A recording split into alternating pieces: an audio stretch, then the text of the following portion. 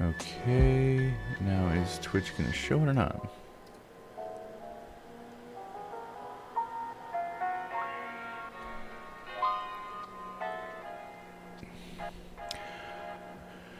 Maybe it's a restream issue, I guess. I'm not sure.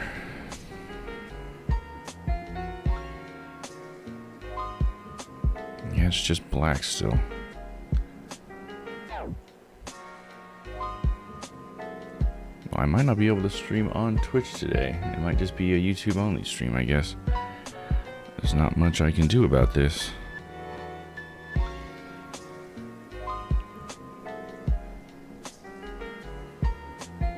Bitrate's the same, even though I changed my frame rate. So I think it's Restream. Restream is just struggling today or something.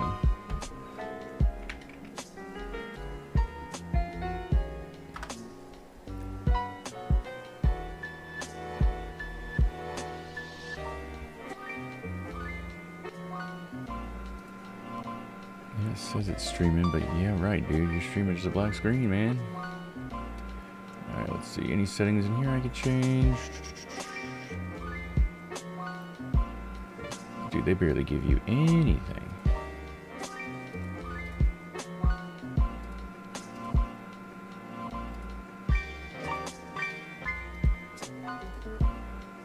Those aren't settings. This is like a bunch of advertisements.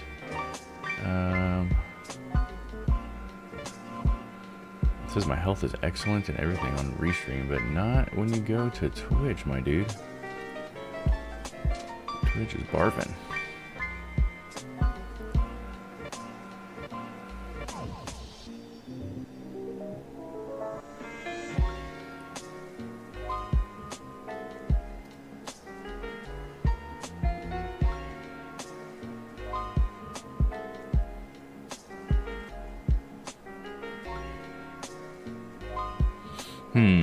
I don't know. I think I might just have to just do it on YouTube today. There's nothing more I can change. Everything says it's working fine. It just Twitch isn't working. That's it. That's all there is to it.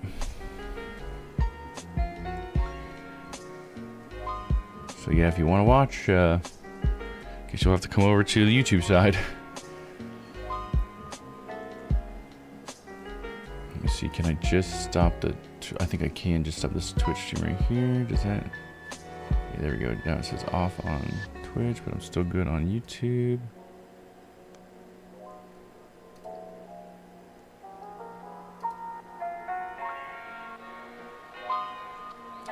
Yeah, there it is. Well, Twitch sucks, I guess. Because for YouTube, it's perfectly fine. Oh, I don't suppose I can change my frame rate now. That's fine. 30 frames is fine for a game like this. Okay.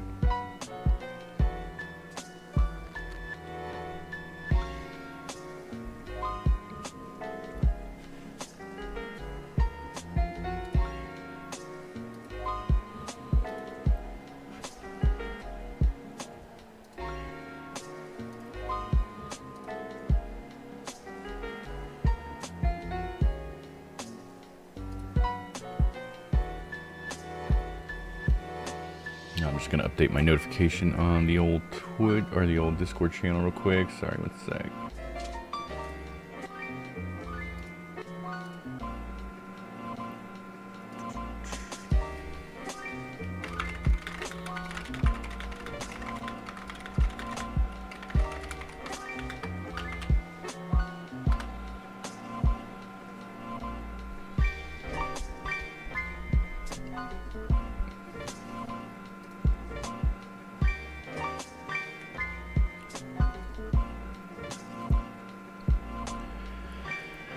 Okay, let's see here.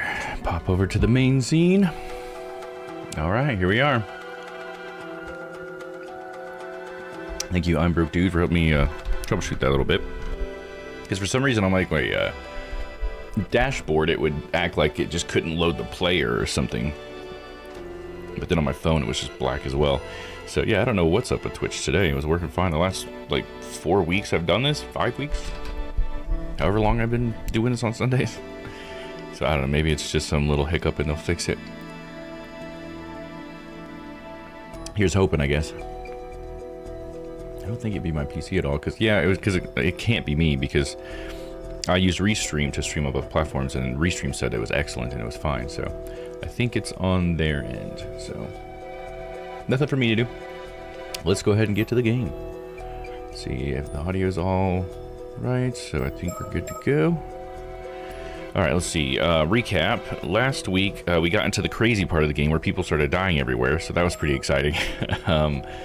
What we covered last week was we started out as Yuza, and as Yuza, we went around with Azami, and we talked to, I think it was this one, Time to Meet Up, and Cursed. So we went around and talked to a bunch of people about the Curse of the Raging Waves, and Yuza and Azami learned more about mermaids and the legends behind them, and the fact that maybe mermaids that are half human, half fish, and mermaids that just have a human head both have ways of cursing people or giving them immortality, which, you know, some people are saying is a curse, and I would agree with that. But we met this guy named Arnav Barnum, and he is with Cersei, that young blonde psychic that we encountered with Yumiko. And they were the ones that kind of confirmed some of the mermaid curse legends and everything for us as Yuza. We met them at the lighthouse. So after meeting them, we unlocked this recollection that we'll probably start on today. And we went on to talk to our grandma, who was going to show us something at the bay that was going to help explain something about Yuza's mother. And so just before we went there, though, we heard some screaming on just like on a street in the middle of town, and we went over there, and Sato had a huge gash across her chest. Sato is the second person here, and so she was basically like cut down. It looked like someone had just taken a sword and just slashed across her chest, this giant bloody gash. Everybody was like screaming because it just like suddenly happened. They didn't see anybody swing a sword or anything. One moment Sato is there, the next she's on her knees and she's bleeding out.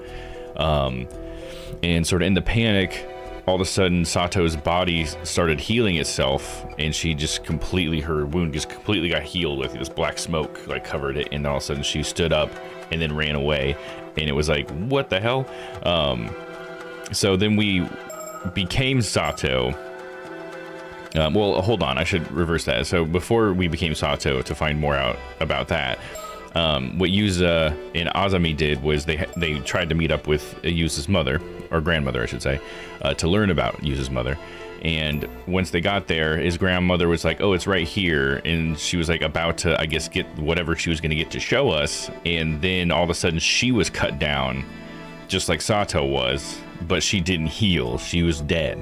So something invisible sliced her pretty much in two, and she, you know, went down, and she was completely dead. And so they kind of like run away in fear of what the hell's going on. And as they run away, they start to see all these different bodies that are just laying around town that have been cut down. And it's like all the women of the town. And it seems to be maybe even specifically Ama divers. But so it's like this horrifying scene. Everybody's screaming and running around, and just people just randomly die for seemingly no reason or whatever. But we as the audience, we do see like a flash of like a ghost samurai come up with a sword. And so it seems to be a curse that's happening as far as we as the audience understand. And so someone's using like a curse stone or something to murder a bunch of people, and we didn't know why. And then at the end of that one, Yuza, Azami, and Tsukasa all end up in this place where they usually meet up to talk about stuff. You know, it's like this abandoned little hut or whatever. And they're talking about it, and Yuza says something very kind of particular, where he's saying something as if he understands, like, well, it must be, the culprit must be, and then before he can even say who the culprit would be that's doing all of this stuff and hurting people, he gets attacked by the curse or whatever, and he gets his head chopped clean off. So like we don't really get to see it, but we do see Yuza's perspective. All of a sudden he can see his own feet, his own ankles or whatever, and then Azami's like, what the hell, Yuza, your head or whatever. And so Yuza died at the end of this story right here. It was freaking crazy. So that was the end of that one. Obviously, probably the worst timeline of the game. And so after that, we became Sato because I wanted to find out, like, what the hell's going on here. So we start with Sacrifice. So that morning, Sato was approached by what's his name? He's like a magnate or whatever. Wakamura, that's his name. And who's this old rich man that she's been staying with, and he said that he like invited her to stay there. But we actually get to learn the truth about it because Wakamura approaches her and tells her how he found her, and how he found her was that she was just like on the beach naked, dead. It just like a body that just like washed up from the ocean, and then she revived all of a sudden right in front of him, and he was like, what the hell, or whatever, you know. But she's like this, you know, young vulnerable lady, so he, you know, tries to be like, I guess, a gentleman, let's assume, and takes her in, you know, gives her clothes, gives her a place to stay, and then like makes up the story about how she's somebody from the mainland, and that he's invited to stay with him for a time. And so that's how Sato actually got here, because Sato doesn't remember her past. She's got like amnesia or whatever, and so she didn't actually totally remember that happening, but she's starting to get some of her memories back, especially as Wakamura talks to her about this. She starts to get some small memories back a little bit, and she remembers that she's actually really old, and that she's actually hundreds of years old.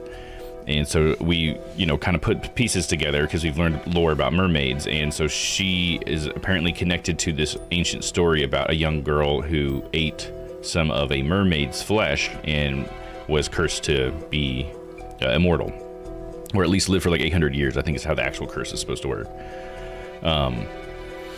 And so she understands that she's immortal and that she's old, but she doesn't really remember like her old life or anything like that. So she ends up talking to Tsukasa and ends up actually confessing this to Tsukasa, because she's ends up becoming worried because Wakamura, the reason why he's approaching her is because he's like, okay, we're running out of time. The curse of the raging waves is going to, you know, do something horrible, and I think you're connected to it. He thinks that she's the reason why the curse is coming there, because he thinks that bad things started happening when she showed up. And there's this rich old man that we had talked to as Yumiko, who's trying to learn about immortality, and so he's been talking to him because actually Wakamura is like a protege or whatever of this old rich guy, and so he agrees to give Sato to him. And then the old guy says something about how he knows how to stop the raging waves curse, so it's sort of like he's trying to trade her for this curse to be dispelled so that he's trying to save his town. That's how he thinks of it, and that's why this is called Sacrifice, because we assume that once she's given up, she's going to be like dissected and fucked with or whatever, probably like caused to like regenerate over and over again so that they can try to learn about how it works or whatever. So she, you know, confides in Tsukasa and tells her about it, and Tsukasa's like, no, we can't let that happen to you. We got to figure out another way. And even Wakamura's son, he heard the conversation apparently, and he thinks, oh, it's all just a bunch of crazy stuff and that none of it's real, and his dad's crazy, and he's like, I can't let that happen to you, Sato. So he actually invites her to move with him to Tokyo to try to get away from all this. And he also confesses that he wants to marry her or whatever, which is also pretty crazy, and she was not expecting that. And Tsukasa heard that, you know, so drama, because Tsukasa actually likes him and stuff like that, teenage drama. So we find out that's why Tsukasa was crying. I think the week before last we saw her crying randomly, and we didn't know why, but that's why she was crying, is because she learned about that. But yeah, then so Sato tells Tsukasa. Tsukasa actually knows that she's immortal when she sees her get cut down, like I was talking about before, when Yuza walked up and she was cut down. So Tsukasa knew she was immortal, and she's probably like in her mind, I guess, thinking, oh shit, now her secret's out, because they were trying to keep this whole thing under wraps. So yeah, so that happens to Sato, and she what were they doing right when that happened? They were all in the middle of the street just talking about her, like what they were going to do to try to protect Sato from being sacrificed, I think. And that's when she got cut down. They were just in the middle of a conversation with Shotaro, which is the rich guy's son, Tsukasa and Sato. I think Chi was close nearby, which is like this other old Amadai lady, and so I think she witnessed it as well. But apparently what happened was Sato ran back to the Wakamura house and locked herself in her bedroom and hasn't come out. That's what we're told when we were Yuza, but we haven't seen that yet because the confession chapter ended with her running away from her perspective. And I believe that's all we covered last week. Yeah, I think that wraps up everything from last week. So this week we can continue Sato's story, which I think that's what I want to do. Instead of going to Arna Barnum, because this will be a whole new start to his timeline. And so I feel like we're still kind of in the middle of figuring out what happened to Sato. So this lining up with the time to meet up must be, this is what happened to Sato when she ran away. So that's what I want to find out next. So that's where we're going to start today. There we go. That's the recap.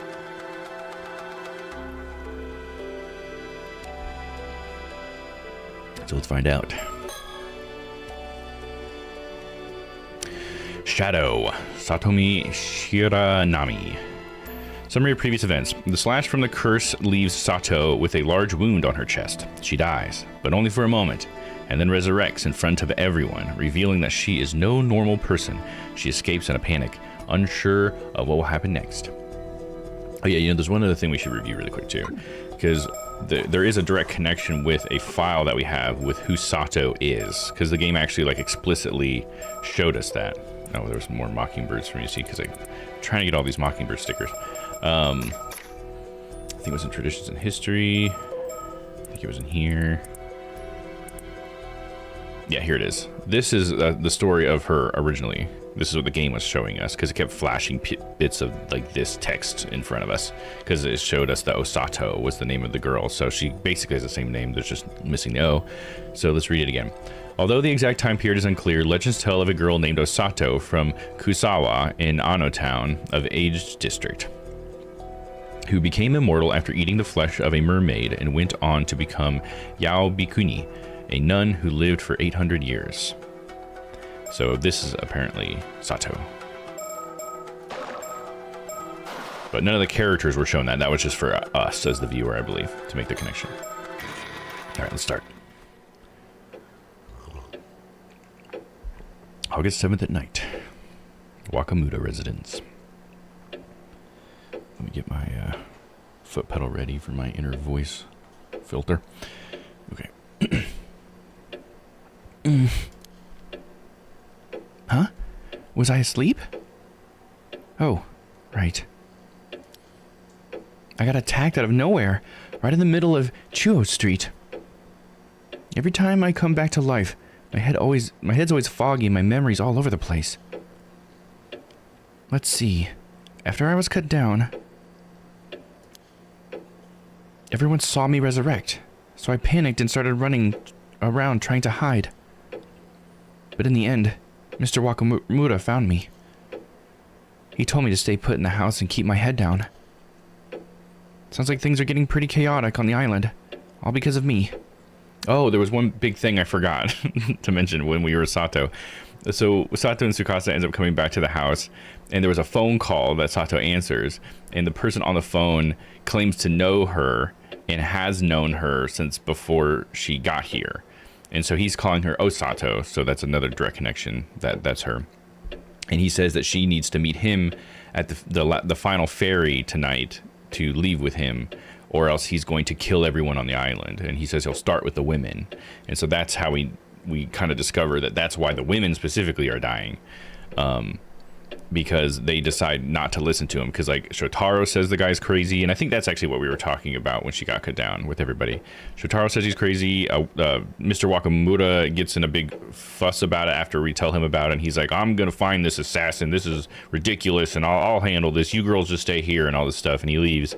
But obviously it's like a curse stone and a curse bearer. So it's not as simple as finding someone with a knife or whatever. So yeah, I thought that's a pretty important thing to say because like that kind of shows you where Mr. Wakamuta was mentally when this stuff went down. So he probably would assume, kind of feel like he failed to figure it out. But this is before everybody died. This is just when Sato's been cut down. This is right where we're at now is before all the other women were cut down. So that's where we're at. Sounds like things are getting pretty chaotic on the island, all because of me. Apparently Mr. Wakamuta told everyone he would handle it, which helped smooth things over. What now? See, is there anything strange or out of place? Or is there a sticker for one of the mockingbirds even? We should look around for one of those first. Get that out of the way.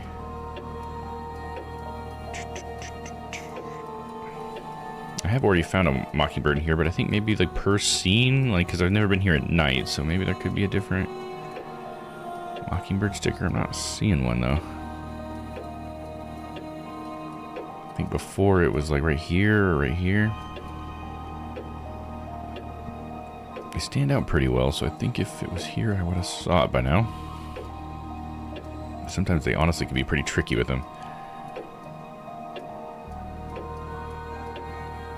Okay, yeah, I think I've looked over everything a couple times now. Alright, surroundings. It's already pitch black outside. It's quiet. Too quiet. It's putting me on edge. Any specific thing to note upon? The entrance. No signs of anyone out there. I wonder where Mr. Wakamura is. Telephone. The phone's quiet now. Let's hope it stays that way.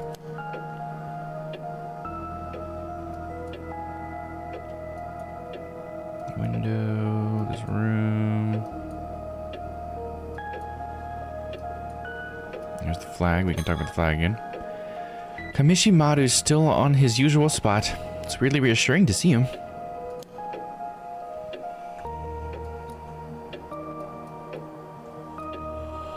Okay, time to think. So everyone knows I can't die. Be that as it may, I've still got something I need to do. This is it. Time to see it through. Today's been so hectic. I need to take a second to gather my thoughts and figure out what comes next. Okay, Curse of the Raging Waves or threatening phone call.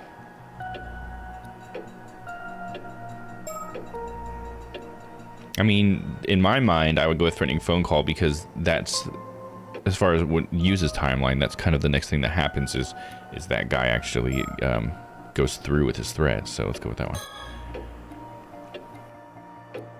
Earlier today, I got a creepy call demanding I turn myself in. They said if I didn't comply, an assassin with a curse would start killing people. I didn't go. And sure enough, later that evening, I was struck out of nowhere by some invisible slash and killed. Whoever did it was probably testing whether I'd really come back to life, while also showing off their power, all in one go. And it worked perfectly. The island went into panic, with people both terrified of me for not dying and of the one who attacked me. If it really was an assassin mixed in among the locals that used a curse to do all that, we're in serious trouble. A curse that can kill someone instantly from a distance. That's not just dangerous, it's terrifying. None of the curses I've ever known work like that. They were never that convenient or all-powerful. They say when you curse someone, you're cursing yourself as well. Using a curse always comes with risks, or with strict conditions. To target me so precisely, in that exact moment and place, from somewhere I couldn't even see? There must have been some really specific conditions to pull it off. I should try to recall the cursed slash that hit me, and see if there's anything else I can remember. Yeah, there's one detail I remember now, is when we were Sato before the slash happened, she like pulls up this mirror. I can't remember why she's looking into it, but like behind her, she can see the samurai ghost only in the mirror. Like when she turned to go look at it, it wasn't there, and I think that's when it slashed her, is when we went to try to look at it physically. But she had actually saw it in the mirror herself, so she's actually seen the ghost. I guess we'll go with slashing curse now. That attack, it was brutal. I changed clothes and the wound's gone now, but I can't stop the cold sweat. My body still remembers the pain.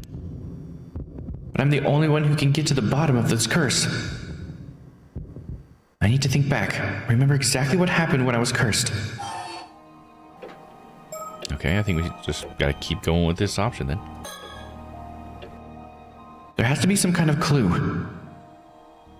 Was there any sign? Anything at all before I was struck? Wait, that's right. Just before I was slashed, I saw something reflected in a hand mirror. A mysterious shadow. If I remember correctly. It looked like a warrior in armor carrying a sword. Wait a second. Could it be? Was that the curse of the Hike I heard about yesterday? Recollection. Past recollection chapter available. Yumiko Shiki. It will unlock once all conditions are met. Huh, so she heard about it. Man, that was the first day I played this. That was like 4 weeks ago. She did encounter that the housewife with the psychic with her. They must have mentioned it, I suppose. Well, I guess this is probably a part of that conversation we didn't get to hear since it's a recollection now. Interesting. Get to bring Yumiko back into it. A curse that delivers a single, heat-fueled strike from a sword. And its shadow was already there before I was hit, which means if I can spot the armored warrior's shadow again, it would mean the assassin using the curse should be nearby. Damn it. I should have asked more questions yesterday. That cursed shadow. It showed up in the mirror, but when I turned around, there was nothing there. Does that mean maybe it's only visible in mirrors? If that's true, I might be able to use the Kamishimaru hand mirror to spot the shadow before the curse strikes. And the good thing about that is that Kikuko was handing these out to people because this is like a new piece of Kamishimaru merch for the island that they're selling or whatever, and she was like giving samples to all the people who lived here and everything. So Yuza got one, Azami got one, and Sato got one. I think Tsukasa probably has one as well. So I assume, that's going to come into play. I could go looking for it with a mirror. Maybe I should practice a bit. Take out the mirror. Okay, here it goes. It looks like I can use the mirror to search for things behind me. We're going to find something scary if I go at the right angle. It's Kamishimaru. I would think the window behind me would be like the spookiest place to place something, so let's take a look at that. Not really. Let's do a little practice first. Let me try reflecting the Kamishimaru flag on the mirror. Only then, or once I can see its reflection, I'll take a closer look at the hand mirror. Okay. So that'll be right here.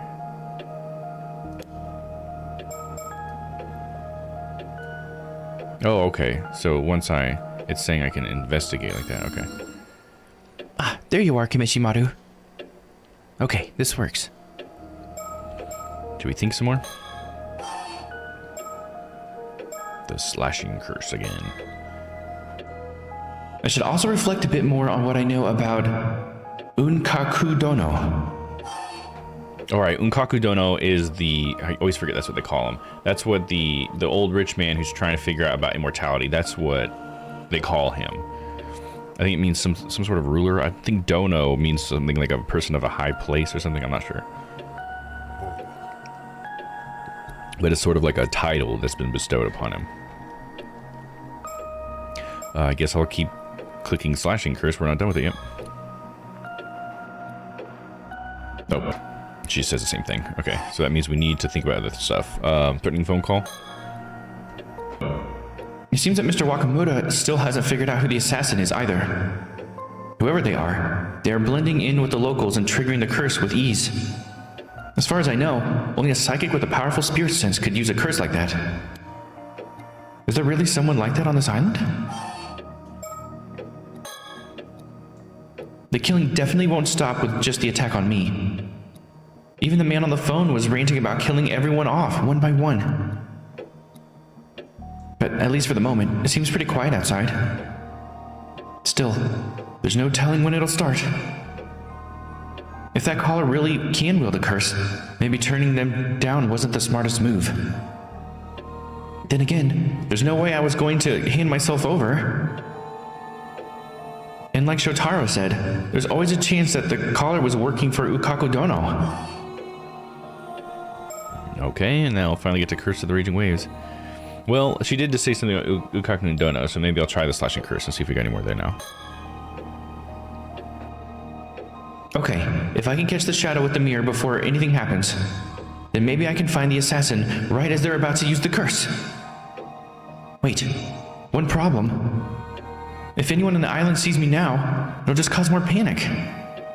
I'll have to stay hidden while I move around. Have to go on a stealth mission, it sounds like. Alright, Curse of the Raging Waves. Right now, over the southern sea of Kamishima, the Curse of the Raging Waves is creating a huge storm that has started to churn the sea. They say it can whip up a violent storm without warning, the kind that can flip a boat in an instant. Mr. Wakamoto plans to hand me over to Ukaku Dono to find a way to stop the curse. That handover is supposed to happen tomorrow, but Shotaro is against that plan. This morning, he asked me if I'd run away with him, escape the island and flee to Tokyo. Oh yeah, I still haven't given him an answer. I'm sorry, but I have my reasons. I can't go with Shotaro. As for how I actually stopped the Curse of the Raging Waves, the information Suyu gave us this afternoon might help. So Suyu gave them some information that she didn't give Yuza, I guess. I feel like this was mentioned last week too, and I'm like, what information was that? Because as Sato, I didn't go see Suyu, I don't think. Unless I'm forgetting something. Maybe I did and I forgot, I guess. But I don't know what that information was. I should go over it again to get everything straight. Earlier today, after Wakamoto told me to wait here, we snuck out and went to talk to Suyu. We learned some rather important info there. Oh yeah, just if anybody's wondering, Suyu is Yuza's grandmother, if I didn't mention that before. That's her name. We learned some rather important info there. Okay, so I think I was right, and we didn't see this last week, so now we're gonna finally see what's going on here. Are you kidding me? Wakamoto's fixing to hand you over to someone to try to break the curse of the raging waves? Treating people like they're nothing but tools, that's just plain awful. Exactly. If we can figure out how to lift the curse ourselves, then maybe it won't come to that. If you know anything about the Curse of the Raging Waves, please, we need your help. Well, of course. I don't know what I'd do with myself if we lost you, Sato.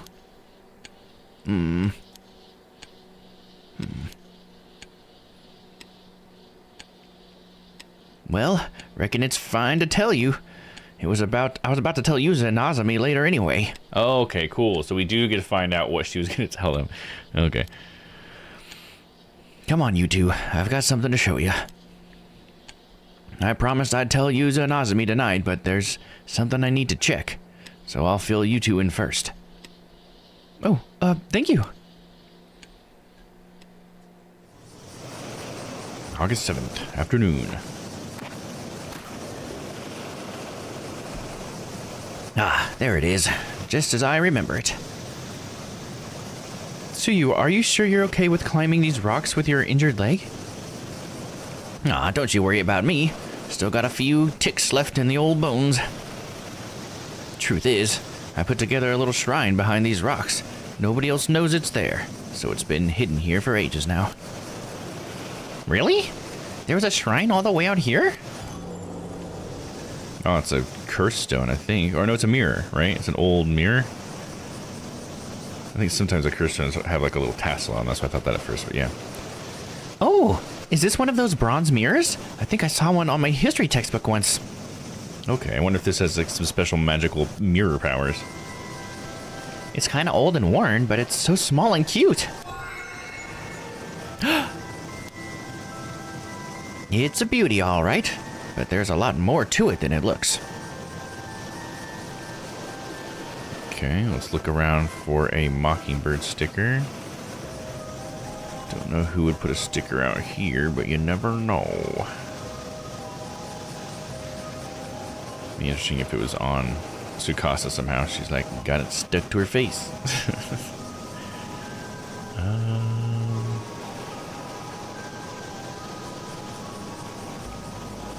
I don't think there's even a spot to put one.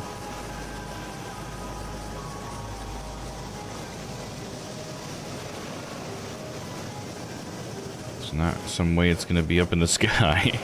There's like a plane with a, like, you know, one of those message flags behind it or whatever. It's gonna stick around it. That'd be kind of funny. And nothing. Okay. Surroundings. The sound of crashing waves and the distant roar of the sea fills the air. The weather's so nice, and yet something about it has me on edge.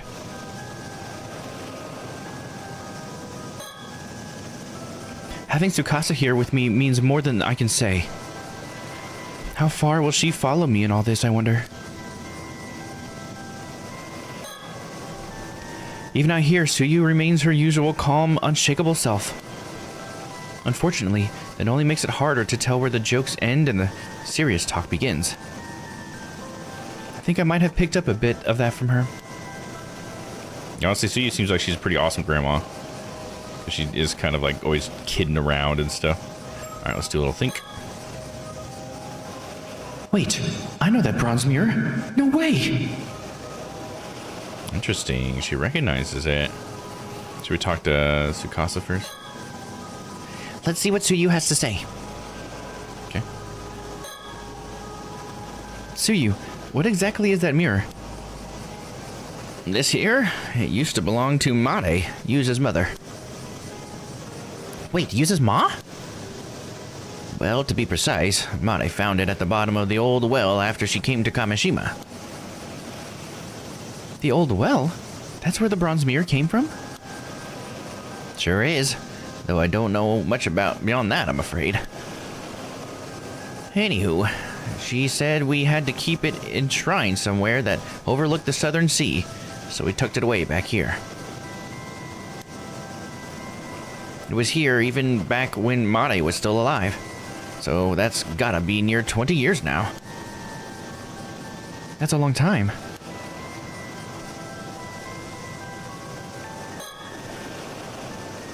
So does that mirror have some connection to the Curse of the Raging Waves? Sure does.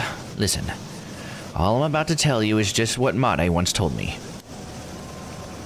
But I trusted her with all my heart, so I'll speak as if I know it all to be true. Yes, of course. This Curse of the Raging Waves isn't some tiny little curse that someone can just throw out whenever they like. It's a massive curse that's been churning down off the southern coast of Kamishima for a good 400 years now, non-stop. Wait, seriously? If that's true, wouldn't there be a huge storm all the time? There's the thing. The curse had been sealed away all this time, held back. All because of a sacrifice offered up 400 years ago. A sacrifice? Yes, a real sacrifice. You don't mean, like, symbolically? You're saying someone was actually sacrificed to keep the curse at bay? Exactly. Many, many years ago, someone made the ultimate sacrifice. But thanks to that, the source of the curse was sealed away. And this here bronze mirror supposedly belonged to the very person who was sacrificed. No way!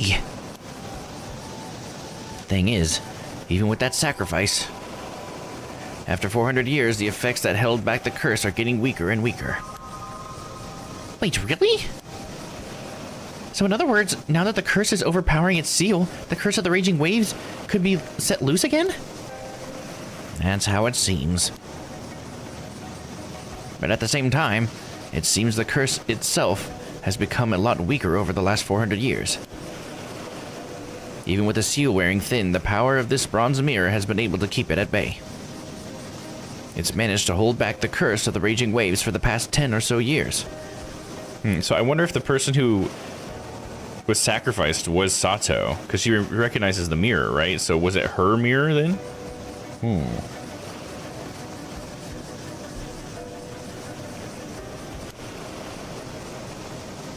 The mirror doesn't hold a candle to a real sacrifice, but still, it's got enough power to suppress the curse.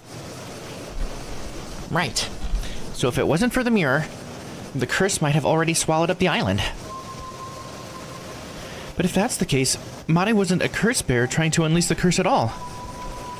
In fact, she was the complete opposite. She found the mirror and was trying to hold it back, right? Well, that's true, but it ain't quite the whole story.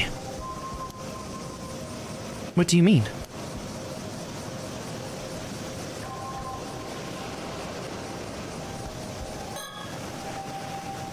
To explain what I mean, I need to tell you about where Mare came from. I think she came from that, was it Taishima Island or whatever? There was an island that was, I guess like the start of the curse was that there was this island that the Heike or something came to, and they like killed everyone on the island, and their resentment from all the dead is what caused the curse to happen. But there's also said to, I think, have been 3 mermaids that live there or something, or around there, and so they're somehow tied into it all. But I don't know, we're just piecing it together so far. I thought no one knew where she came from. Sorry for keeping it from you. The truth is, Mare was a descendant of this place called Taishima, an island that was wiped off the map long ago. Wait a second, Taishima? Isn't that the place where the Curse of the Raging Waves started? After it got invaded or something? That's the one. Hold on. I heard that Mari was a descendant of the people who destroyed Taishima. That she was the one who brought the curse. Quite the opposite. Her ancestors were the ones being destroyed. Well, dang, that sure changes the story. But what does that mean exactly? Mare told me that folks from Taishima passed down a duty from generation to generation. A duty? She said it would be 400 years since the disaster during the generation. That meant she had to be the one to set it through. Wait, she said...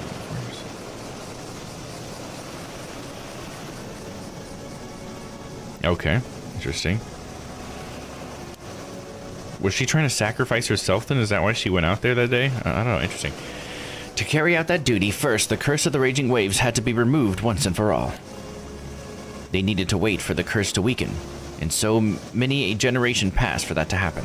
All right, yeah, so this would mean that she... Okay, so Mare is from the island that was destroyed, right? That all the people were murdered, apparently. And it was the dead people's resentment that caused the curse to exist. So it's like her own people... They have this lingering resentment that's causing this curse, right? So it's almost like she's kind of maybe trying to put their souls to rest. I could maybe see it that way. So that's kind of interesting. I didn't necessarily see it going that way.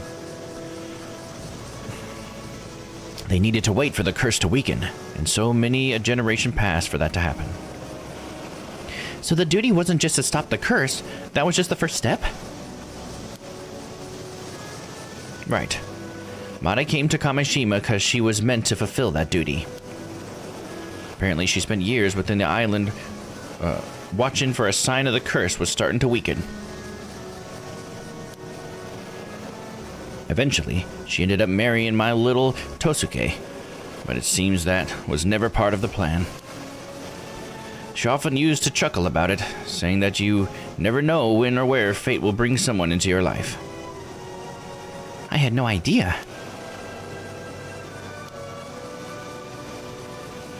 Then we come to 5 years ago. 395 years since the Curse of the Raging Waves had begun. She said that the time had finally come, that the curse was now weak enough. I still remember her saying how, if she offered the mirror now, she could remove the curse for good. She could complete her duty. Well, so she went out in the water and she didn't bring the mirror with her then? Remove the curse for good? Well, even hearing all that, I was only half convinced the curse wasn't just an old folktale. Yeah, don't think anyone can blame you. So then, what exactly was her duty? She said she'd only tell me once it was all over and done with. Oh, right. The Southern Sea disaster. In the end, I never got to hear what her duty was. Mare was taken by the sea before she could tell me. After that disaster, I was a mess inside. Couldn't think straight for ages. But now, with all this going on, I figured it was time I finally talked about what happened. Well, that's interesting. That gives a lot more context to Yuza's parents' story, because they took Yuza with them, and he mentioned how they never said why they were going out. I guess I always just assumed because they're Ama divers and they're going on Ama diving, and just decided to take little Yuza with them. But Yuza's the only one that survived. Let's think. The duty the people of Taishima were meant to fulfill 400 years later. What could it be? That day, 5 years ago, out of the blue, Mare suddenly said the time had come. She headed out to sea, bronze mirror in hand, ready to end the curse once and for all. So how did the bronze mirror get back? But you know the rest. I reckon she failed to do it. She failed? And then that triggered the storm and the whole disaster? That's how it looks. Thinking back, it hadn't quite been 400 years yet. Maybe she rushed it. Felt like time was running out. I think she tried to end it and the curse just lashed back, causing the tragedy. I know folks want to blame her, but I could never really say anything to stop them. I guess it's because it kind of was her fault if she did rush it or whatever, or she tried and failed or whatever. I guess technically it kind of is her fault that she brought it down on all those other people that died. Because I don't understand why there were so many people out there, because it wasn't just Yuza and his family out there. It was also Azumi's father was out there, and I think there was even like mention of like another boat with people in it or something. So I don't know why all those people had to go too.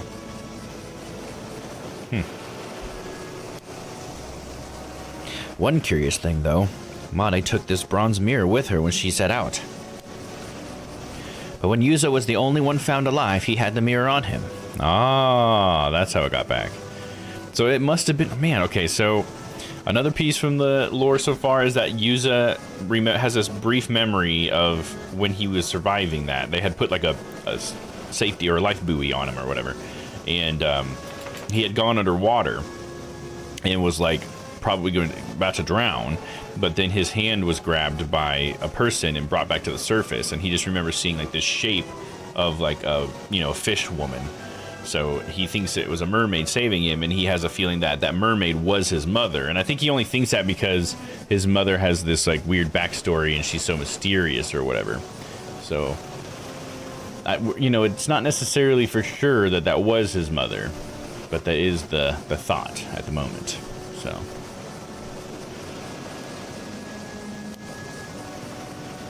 Maybe that's what saved him. Just him, by some miracle. At the very least, I'm grateful that he came back safe. Yeah, when they found Yuza that day, I remember bawling my eyes out. I was so relieved. After that, I offered a little prayer of thanks to the mirror and quietly returned it to its shrine in the bay. For the next 5 years, there was no sign of the raging waves. Everything stayed calm up until now. That does explain a lot. Mm-hmm. But there's still one thing I can't quite make sense of. What's that? I know she took Tosuke with her as she was the one who handled the boat, but I never understood why'd she take little Yuza with her too. Yeah, good question. Ah, yeah, that's a bit odd. Yuza says he doesn't remember a thing, so we'll probably never know the truth. Not to mention that Mare's so-called duty also still remains a mystery. All that's left is this bronze mirror, and 5 long years since then. Darn. I kept hoping that maybe, just maybe, the curse of the raging waves would fade away on its own. But now they say it's growing stronger again. I have to say that despair is setting in. So, something just came to mind. What is it, Tsukasa? Yuza is Mare's son, right? So that means he's also a descendant of Taishima. What if Mare passed on the duty to him, taught him how to deal with the curse? Oh, that's a good point. Maybe she brought Yuza along just in case things didn't go as planned, to carry things on if she couldn't. Now that you say it, it actually makes a lot of sense. Truth is, I've been wondering if that boy's starting to remember something. Oh? It's not exactly an easy thing to bring up to him, you know. But since we're finally talking about all this, I figure it's time I ask him straight. I see. Though, honestly, Yuza couldn't hide anything from anyone, let alone from us. I thought the same. That boy is as transparent as glass. Sato's very serious.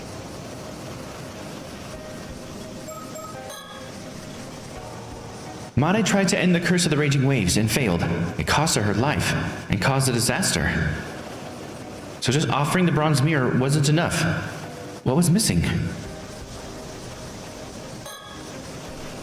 So listen, Sato. You need to tell him there's no need to rush with this nonsense. The bronze mirror's holding the curse of the raging waves back for now. Yeah, and maybe Yuza actually knows how to get rid of the curse with that mirror. Yeah. I wonder, okay, so thinking about all the elements that we know so far, I wonder if it'll be like Yuza. Okay, so at the very beginning, when Yuza was diving, there was a hole, and when we looked into it, there was like, what do they call those things? Oh, I can't remember. There's this like lore of these like things that are underwater that look exactly like you, like a mirror of you, and they're always handing you something that you want. But his, that appeared to him, it was like him with hollow eyes, but it had nothing in his hand. It was just, you know, holding out his hand. So I wonder if he has to shine a mirror at that thing. He has to show that thing its own reflection or something somehow. I don't know. It seems kind of random, and there's not like a lot going off that, but it's just, that's something that Yuza encountered. And it would be interesting if you were to show that thing its own reflection, because it's a reflection of you. I guess that's what makes me think like, well, maybe you need to show it a reflection of itself, and that'll somehow like dispel it or something. Because the reason why I guess I also think this is because where they were diving at the beginning of the game was at the location where their parents died.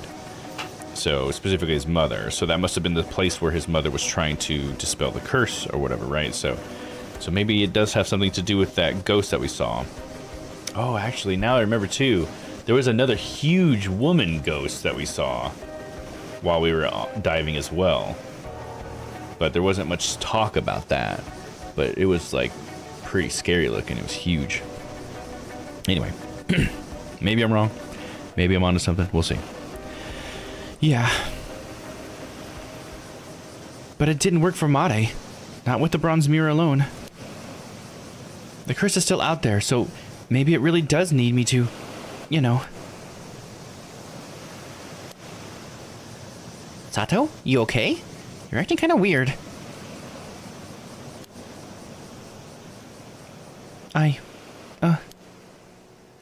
Thank you, Suyu, for telling us all this. I think it's time I told you both something too. I actually remembered something the other day about how I used to be.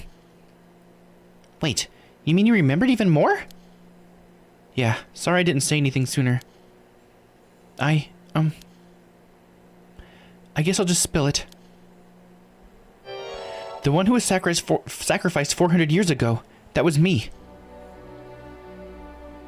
Huh? What? Wait, hold on. 400 years ago? You pulling my leg at a time like this?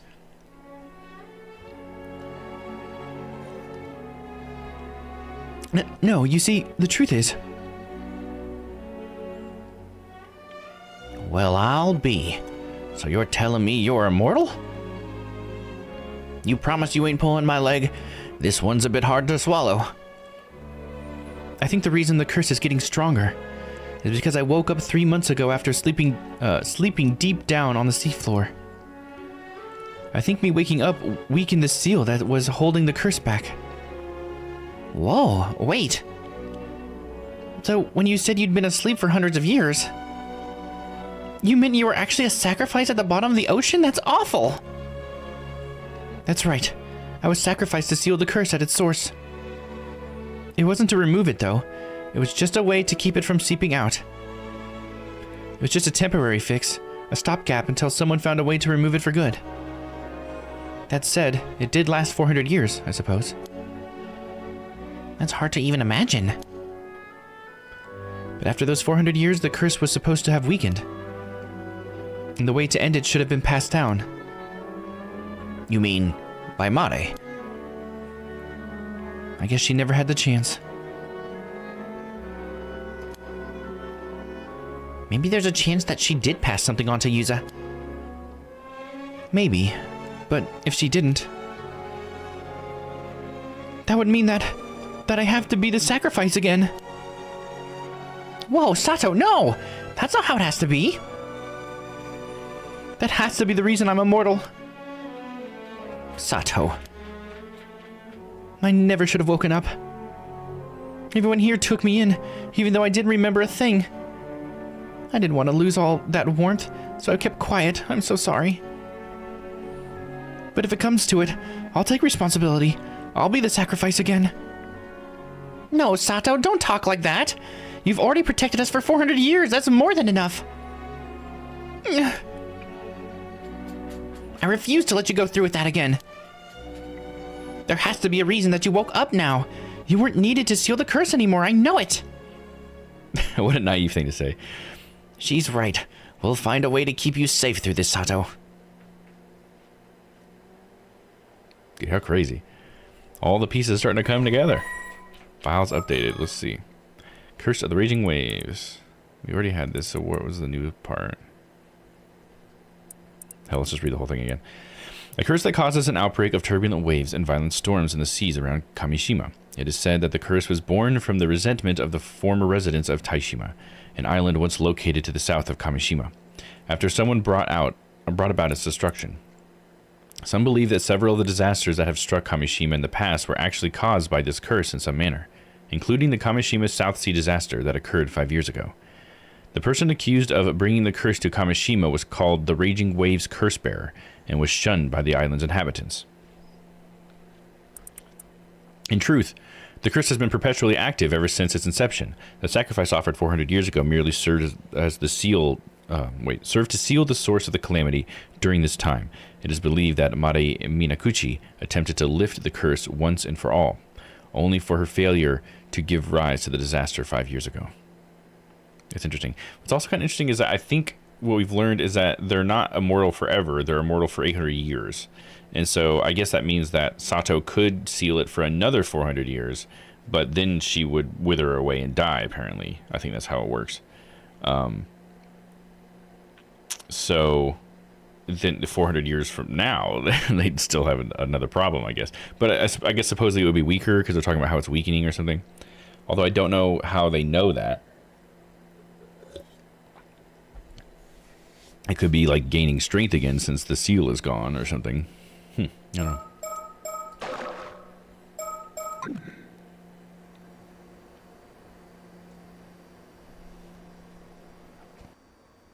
I got a bit overwhelmed back there. But Tsuyu and Tsukasa both told me that there was no need for me to be the sacrifice. Still, I can't help but feel I have to do something. Of course, if there's anything I can do to avoid being sacrificed, I'll do it. Okay. I don't think there's anything new in here. So I think we just need to keep thinking. We'll do Tsuyu's information. After talking with Tsuyu, we put the bronze mirror back in the shrine. With the curse so unstable right now, moving it away from the shrine seemed like a bad idea. Tsuyu said she plans to tell Yuza and Azumi the same thing she told me. And if that leads to anything new, they'd let us know. That bronze mirror definitely has something I owned a really long time ago, or definitely was something I owned. I never imagined it held power strong enough to suppress a curse, though. But even offering it up didn't fully get rid of the curse of the Raging Waves. Which means there must be some other condition that wasn't met. The real key to ending the curse has to be tied to something, or someone related to Mare. Hopefully, Tsuyu will be able to tell the others more about that. That said, it's possible Unkaku Dono already has the exact same information.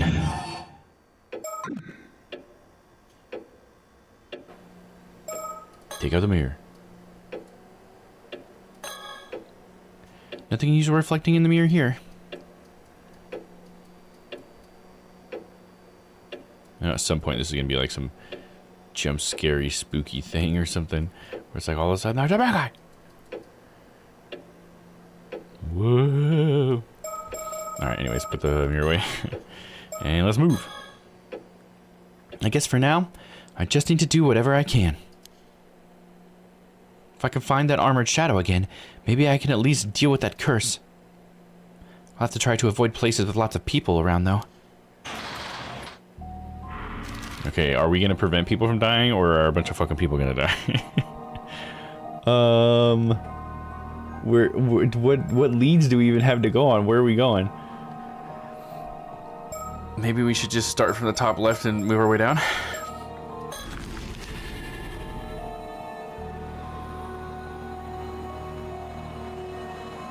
Damn.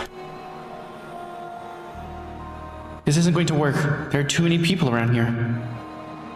I should try somewhere else. 10-4, 2 Street.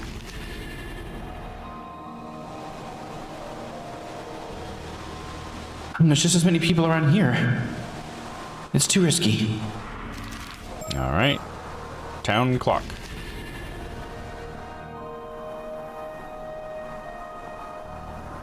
This place is too risky too. I'm really running out of options. No sense risking it. Let me try elsewhere.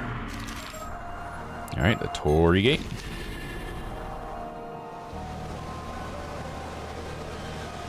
This area seems pretty empty. Time to take a look around while I have the chance. Alright, time to get spooked.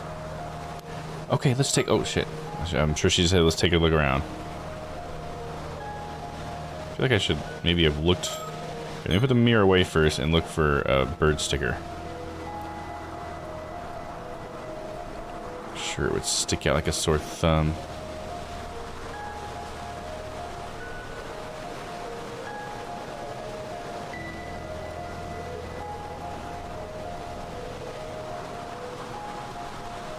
I don't remember if I've ever found it in this location, like during the day or anything. I guess we need to look at the surroundings and stuff too before we get down to business. I'm not seeing a bird sticker unless they're being real clever about it. We got some constellations in the sky, that's fun. Oh, look at that. Something yellow up there. This place is quiet, but I can see a few lights on from nearby houses. I wonder if people inside are scared of me now. I can't stop worrying about stuff like that now.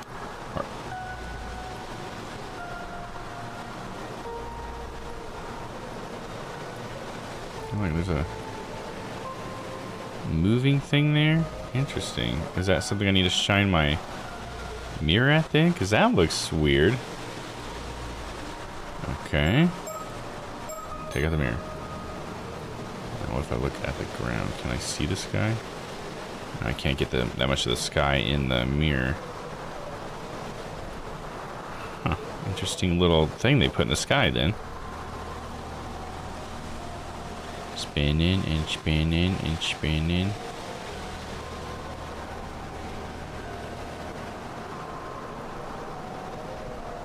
I kind of see it being like on the steps of the Torii Gate. Maybe.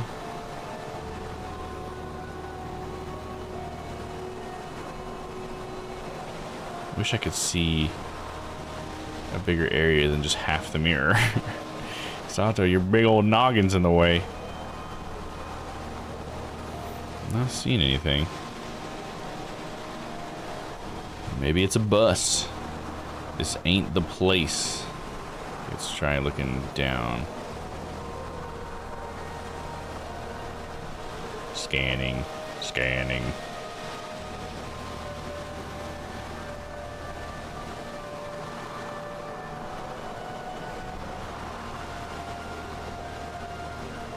I don't think I'm seeing anything.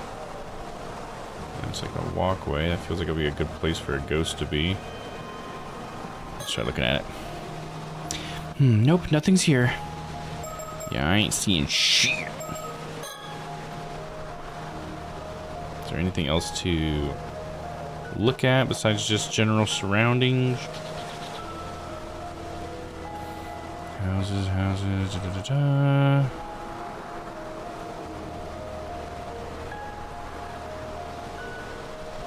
Yeah, looks like it's just surroundings. So maybe we should try another place then, because I'm not finding anything here. So let's go somewhere else, I guess.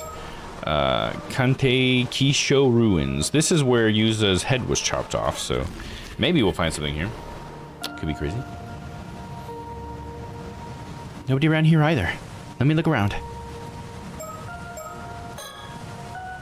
Coming out here to the ruins alone feels strange now. Bird sticker anywhere? I think I had found one here during the day.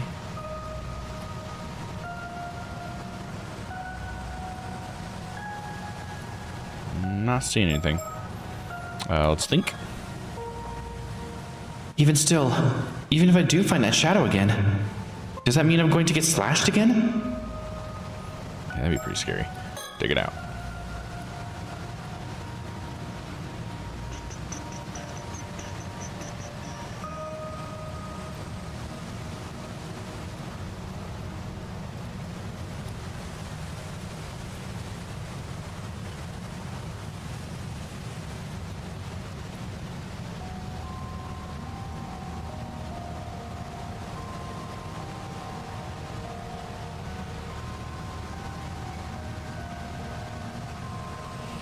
Not seeing anything. Am I doing this wrong? What's up, Loki? You want some peppers?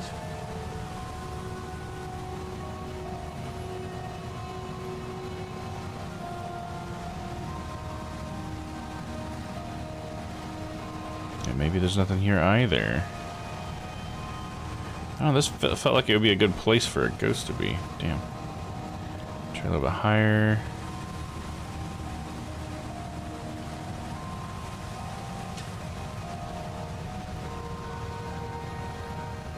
Nothing. They're making me get complacent, and all of a sudden they're gonna jump scare me. Let's think. No sign of it here, it seems. Let me try somewhere else. Okay. Well, Loki, you bring me your toy? Want me to throw it for you? You ready, Loki? Go get it. Oh, you don't want to play? You brought it to me. I thought maybe you'd want to play fetch. Alright, let's move. Oh, look at you in here licking me. Well, you gotta go potty? Oh, yeah, okay. I gotta take him potty really quick. Dog needs to go out. Alright, well, hopefully we'll find something in one of these two places. We must, right? I mean, come on, the game's gotta have something happen. Alright, I'll be right back. Gonna go take this dog out real quick.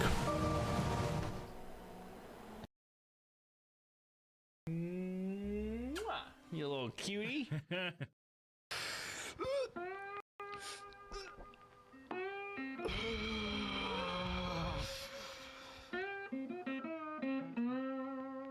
my father bought me this bank.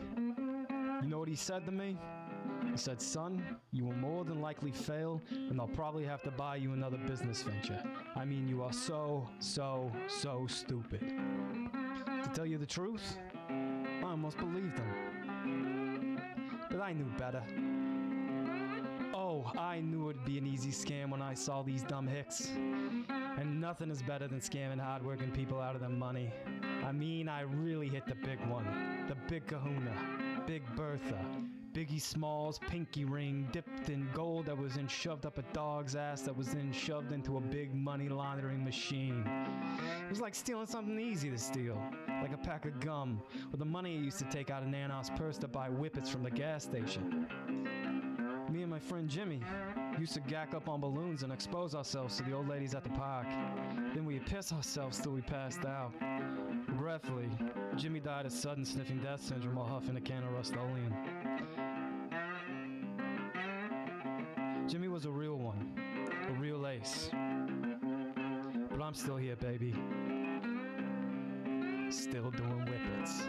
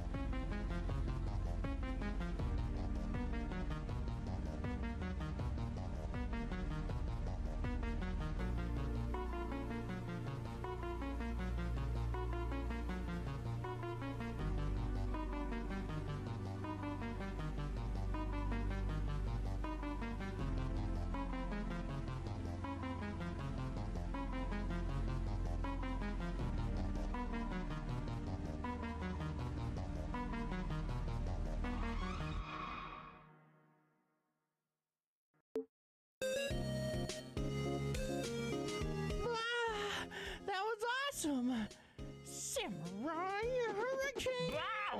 Oh, I didn't know you were here. Where else would I be?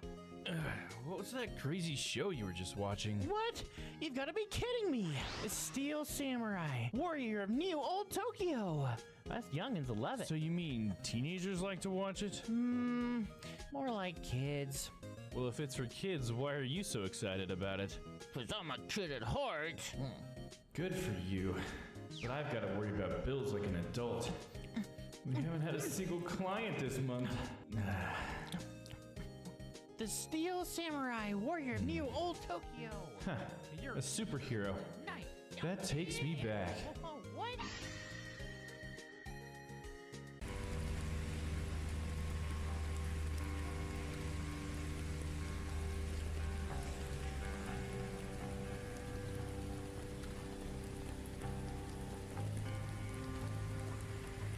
Used to be you couldn't meet a stranger in Mallard Falls. And if you did, you'd always receive a friendly wave. Doors remained unlocked, and the laughter of children echoed through the streets. But that era feels like a fading dream, lost in the shadows of our present reality. How did we spiral into this mess? The rampant violence, the insidious grip of drugs, the corruption that seeps into the very fabric of our society. Fear has become an unwelcome companion, lurking in every corner. Have we pushed the boundaries of redemption too far? Can justice still find its way to the people it's meant to protect? Some are quick to blame the leaving of the logging industry, the pivotal moment when our town's heart started to wither. Others point fingers at the younger generation, accusing them of harboring desolate ideas about the world. And then there are those who throw statistics in my face, claiming that violent crime rose by a staggering 40% since I took office as county sheriff. They brand me as incompetent, accusing me of devoting more time to my real estate endeavors than combating crime. But come on now, in this day and age, who doesn't have a side hustle to keep their head above water? And now the county council has the audacity to launch an investigation against me, questioning my use of county funds. They scoff at the notion of a $6,000 espresso machine, and the nacho cheese maker, and even the fancy rainfall shower heads I personally installed in the men's locker room. Can they not understand the importance of comfort and morale for those who risk their lives daily? Have they ever felt the rejuvenation of standing beneath a rainfall showerhead? A moment of respite in a world gone mad. And who in their right mind can resist the allure of nachos? The allure of nachos. All right, I'm back. The dog has been walked.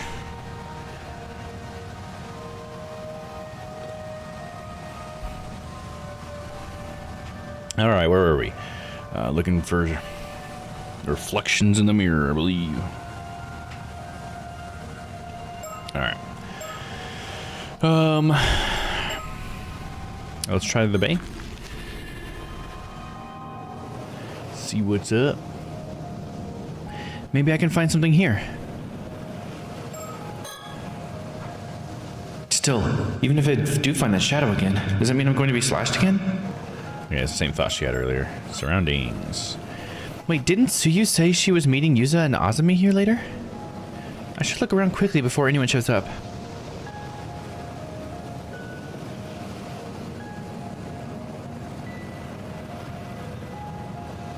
Trying to see if there's anything suspicious. Nope. Take out the mirror. Oh, there he is! It wasn't so much a jump scare. Found him. What the? It's there, I saw it! As I thought, I can't see anything directly, but it was right there, right by those rocks. Which means that the assassin should be nearby. So I guess this is the one that kills Tsuyu then? Or that killed her, but maybe Maybe with Sato's help, we can find the culprit. There he is, that son of a bitch. Do I recognize that person? Who the fuck is that? I think they're too blurry. You're not supposed to be able to see who it is. Because I can't make it out. Huh? Who is that? Damn it, they took off. Wait!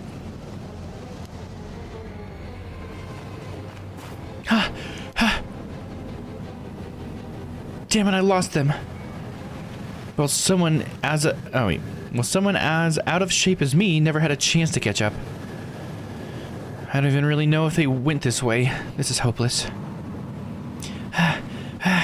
Damn, I'm completely out of breath. I didn't think this far ahead. What did I think I was gonna do if I actually found someone? Yeah, should have got Yuza or Azumi, maybe. Anyway, running around in the dark isn't gonna get me anywhere. But I did see that shadow again, along with someone suspicious nearby. Taking off like that the second I saw them was just about the most obviously suspicious thing they could have done. That pretty much confirms that that there is an assassin using a curse to attack people on the island, just like the phone caller threatened. Come on, Dom, you can read. But even if that's the case, is there anything I can do to stop it? I mean, I'm not exactly built to fight. Pretty sure I'd lose just to about anyone. I can't do this alone. I have to find someone to help me. But who can I even ask at a time like this? Wait, hang on. Wasn't Tsuyu supposed to be meeting Yuza and Azumi down by the bay? Oh, please no. I've got to get back and warn her, now! She's gonna find her dead body there or something. I can't breathe, so out of shape.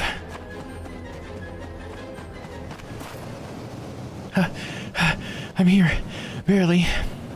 Oh no, she did find her dead body. No! No, no, no, no, no, no, no! Tsuyu, wake up! Was I too late? No, this isn't happening. Wait, what about Yuzi and Azumi? Weren't they supposed to meet her here? There are footprints. Maybe they ran to get help already. Tsuyu! No, this is the same wound as mine. It's hopeless. She would have died in an instant. There's nothing anyone can do. I'm so sorry. I'll come back, though. I'll make sure you're properly laid to rest. It's honestly really sad to leave a dead body there. I feel like this just seems so sad. After that, Sato returned to the island city center, which had turned into a living nightmare. Countless others had already fallen victim to the curse. Bloodied bodies lay scattered across the ground. People fled in panic, screaming and confused. Some turned on others, shouting wild accusations. Others broke down, wailing in helpless hysteria. Many clung to lifeless loved ones, crying in despair. In the midst of the chaos, not a single person paid Sato any mind. Sato Shiranami wandered through the devastation, overcome with guilt. If she had only done more, maybe this tragedy could have been prevented.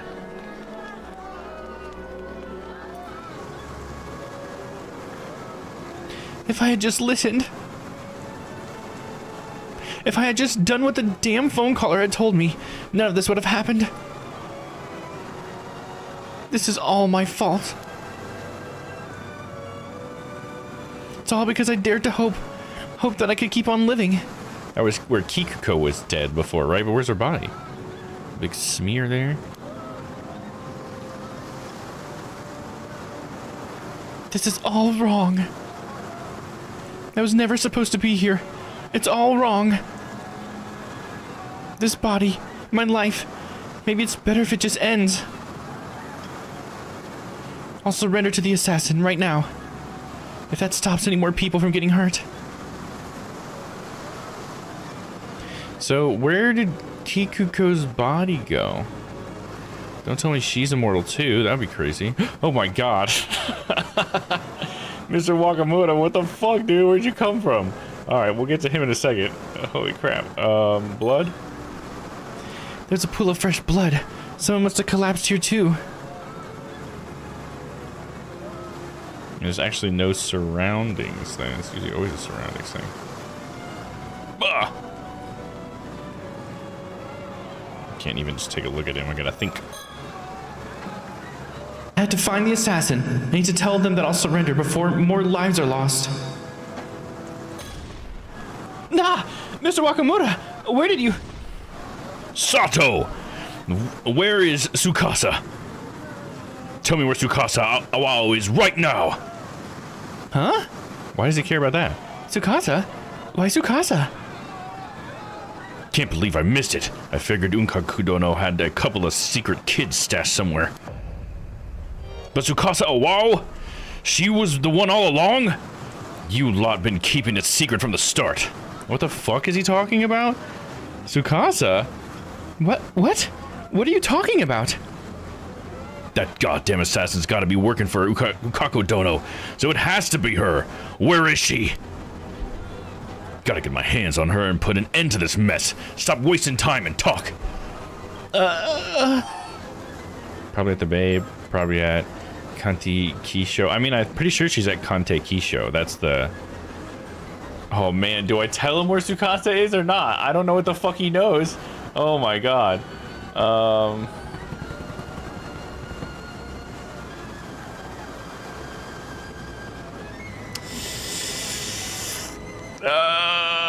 Let's tell him that she's at the Bay. I don't want it to be Tsukasa, dude. Tsukasa seems like such a nice young lady. Probably at the Bay. I think she's down by the southern bay. The Bay? Got it. Oh god. But what if that makes everything worse? That was close. I've got to find Tsukasa before he does and warn her. If she really is hiding, I bet she'll be up at the Kante Kisho ruins. Exactly, and that is where she is with Yuza. No time to waste. But Yuza's gonna have his head cut off by the time I get there. Someone's here. Yep. Oh god. What the hell? Yep, it's too late. Sato! Sato! Yuza just... Both of you need to get out of here. It's dangerous here. Hurry. But what about Yuza? There's no time. Just go.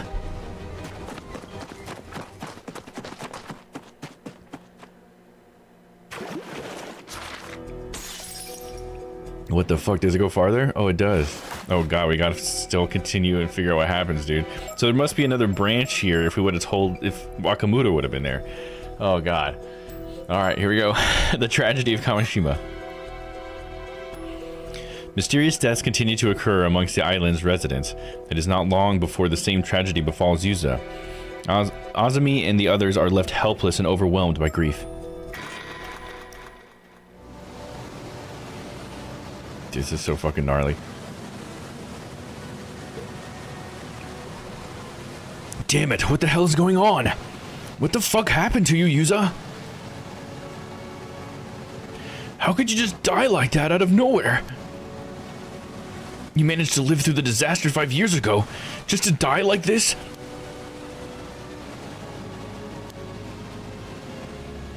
And still the whole island turned on you, blamed your mom for everything. They rejected you even when you said you wanted to become an Ama diver. What the hell did you ever do to deserve that?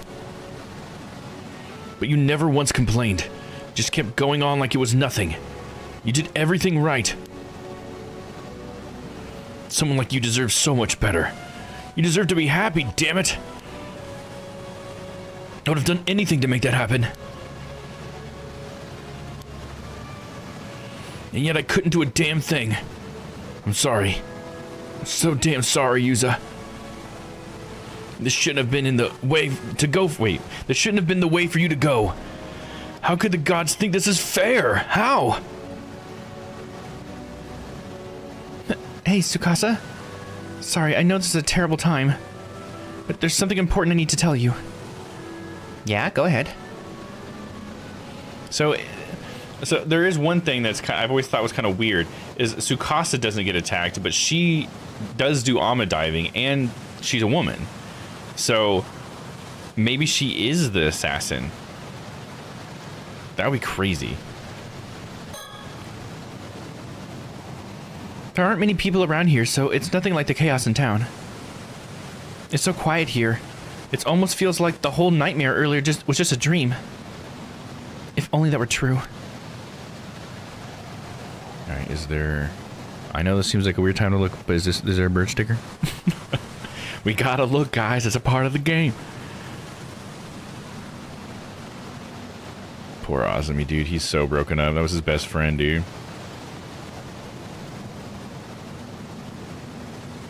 God, like, Tsukasa's like right there. Like, whoa, so close to me, girl. Compared to how shaken Azumi is, Tsukasa seems rather calm given the situation. Yeah, true facts, dude. Even though she's known Yuza since they were kids too, supposedly. She's probably wondering why I'm staying so composed right now too. Alright, let's look at Azumi. I should leave him for now. Alright, let's talk to her. What's going on here, Tsukasa? Try to stay calm and listen, okay? I spoke to Mr. Wakamuta earlier. Apparently this Unkaku Dono person might actually be your father. Huh? Wait, what? Wait. Are you serious? You're saying my pa, Yamashina, is Unkaku Dono? That's true. Okay, that actually would make sense because she did say that her father is rich. Like, her father left, I think, when she was a kid, but he's rich and he's been paying all the bills or something like that. So, I guess that could make sense. That could work, I guess. I can't remember all the details of that conversation. That's what he said. Not sure if it's true or not. But Mr. Wakamuta already made up his mind. He's convinced that makes you the assassin. If he finds you, who knows what he'll do? Huh? That's crazy talk. Me, an assassin? Come on. That makes no sense. I know. I don't believe it either. That's why we need to find the real assassin as soon as possible. Yeah, but easier said than done.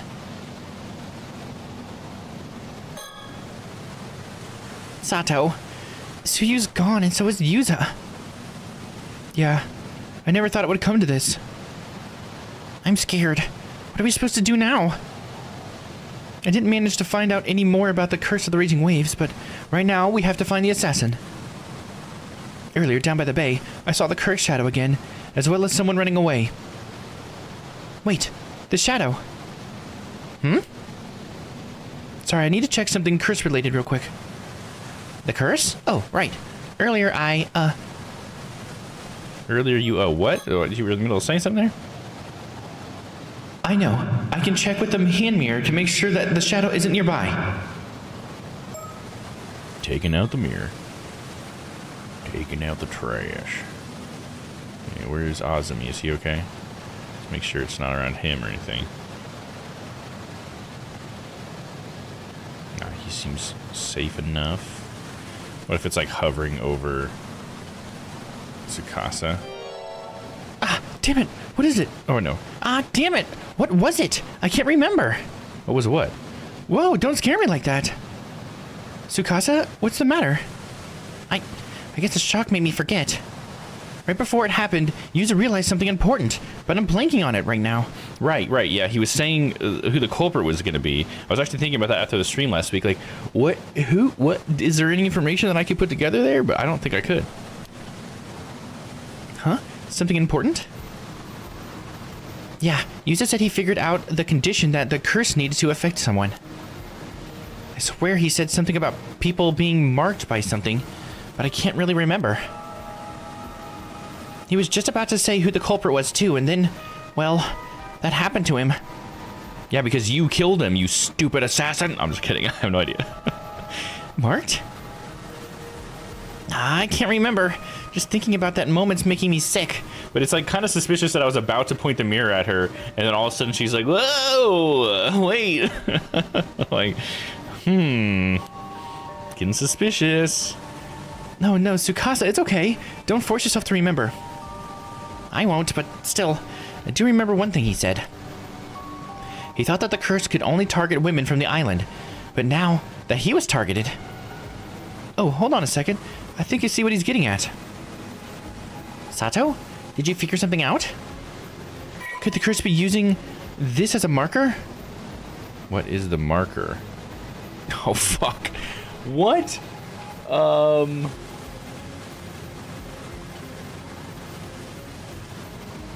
I have to type it in? Using this as a marker. Oh, shit. Okay, let me think. It would be the Ama Diver thing, right? Because Yuza is also an Ama Diver, or he's trying to be an Ama Diver. Using this as a marker. Oh, I'm trying to think. I feel like that has to be it. So would I just say Ama Diver here? Ama Diver? Nope. Huh? I'm a diver? That doesn't sound right. Yeah, you're right. That doesn't make sense. At first we thought it was able to target Ama divers, but that wouldn't make sense for you, would it? Ah, you're saying the mark must have been this. Dude, what? Am I stupid? What am I missing? Because it was all women except for Yuza. And they were all Ama divers except for Sato. So what's the Venn diagram? What's the overlap?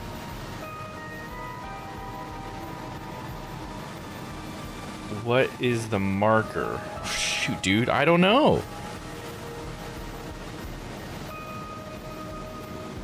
Am I gonna have to look this up, dude? Because I honestly have no idea. It's not obvious to me. It wants me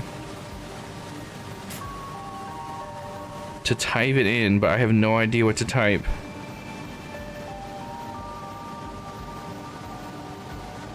Because, you know, I could say that he's like related to his mother, Made, but not everybody there was related to Made, so that doesn't make any sense. What is the marker? I mean, also, Yuza got his head chopped off. The rest of them just got slashed down, but he like straight up got his head chopped off. What is the marker? I don't know. I honestly don't know. It does let me do this.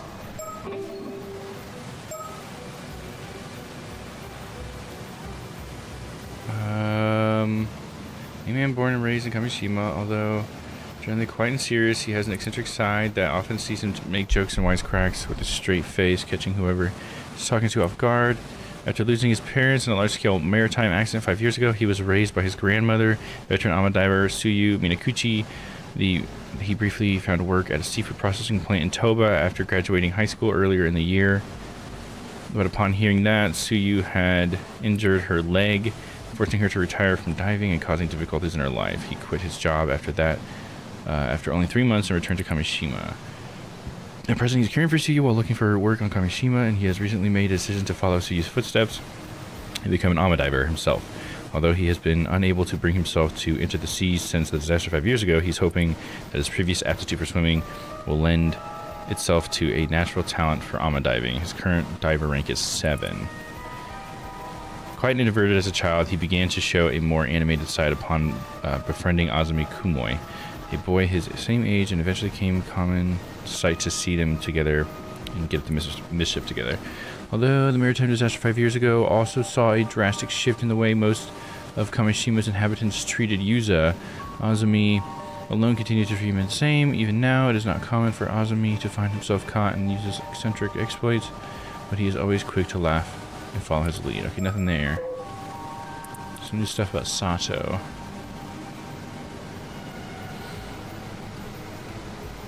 Shows the sign of attending school, then sort of work, Wakamoto household, and the Islanders, wonders. Those who knew about Wakamoto's high interest money lending behind the scenes speculate that she might be the daughter of one of those borrowers. Those who started to pay off debt, bothered by those rumors, a huge television fan, is good friends with Tsukasa Awao, who is close to her in age. The two can often be seen. Dude, I feel like the game is like totally like teeing me up, like, and we've given you all the data for this, and I was just like, I don't know what you're talking about.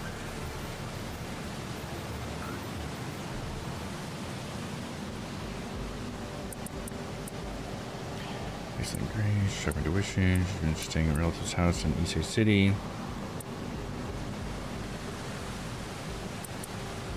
I mean, she's not one of the people that were killed, so don't really need to be doing that. But let me see, what's the last bit we've got? Teresa Costa secretly tracked down her father, a wealthy man who owns multiple companies in Issei and knows that she is his legitimate child. She has apparently even gone out to dinner with him several times, but keeps this a secret from her mother. Okay, let's look at the people who died. Kikuko was one of them.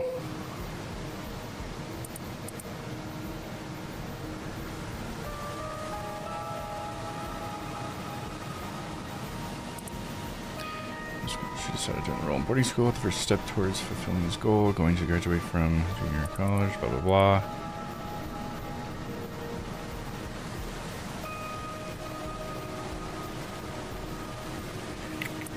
I don't feel like I'm seeing anything here that's going to help me.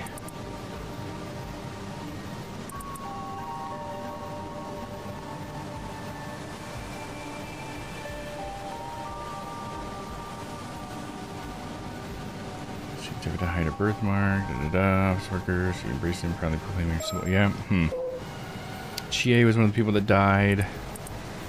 She's just an Ama diver.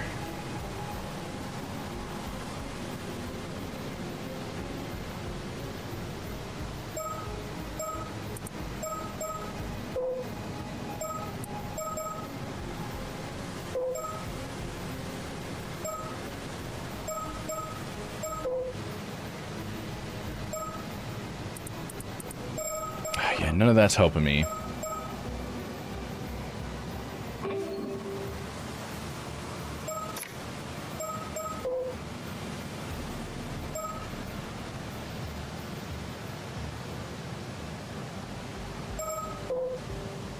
Oh, that's the thing I was trying to remember earlier. Tomokazuki, that was the thing. Mermaid Mummy, Ryugu, 800-year-old mortal. Paranormal affairs, occult craze, cursed stones. Psychics of spirit sense. Curse of the raging waves. We did get something earlier here. Save the source of calamity. During this time, it is believed that Mari Minakuchi attempted to lift the curse once and for all.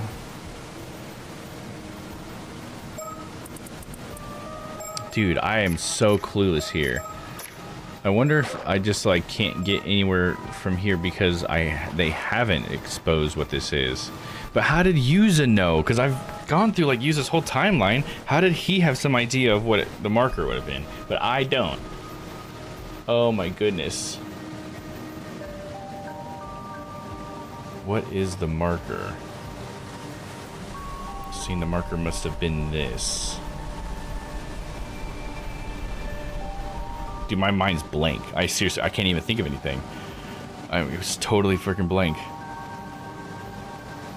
Here, let me just, I'm gonna ask Gemini if I should know yet or not. Not what it is, because I would like to find out myself, but I just don't want to sit here and beat myself up about it if I just need to go back to the story chart or something.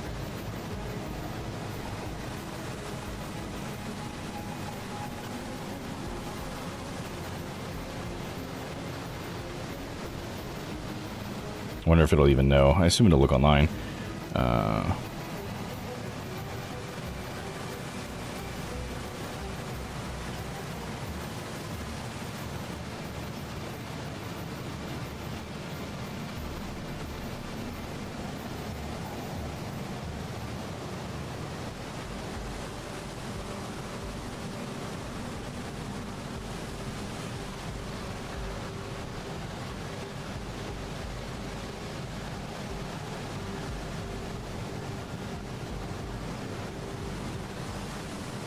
Okay, just let me know if I'm wasting my time here, Googs.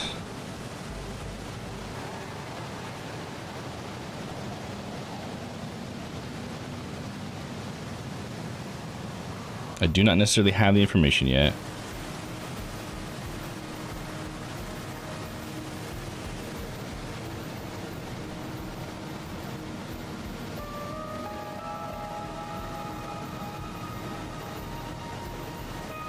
Okay, yeah, it's confirming that I probably just need to go through another branch. It's saying investigate my files, which I already did.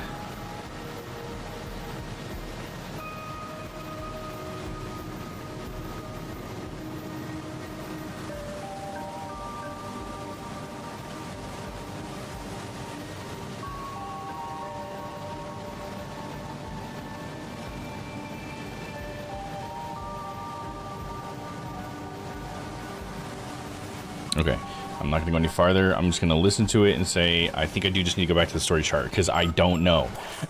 I don't know. Do we return to the story chart? Yes, because I don't know. We got to find out. I think I'm going to have to do Barnov's stuff, I think. Which makes sense, because he's doing a lot of investigating, so he probably would have this piece of information at some point.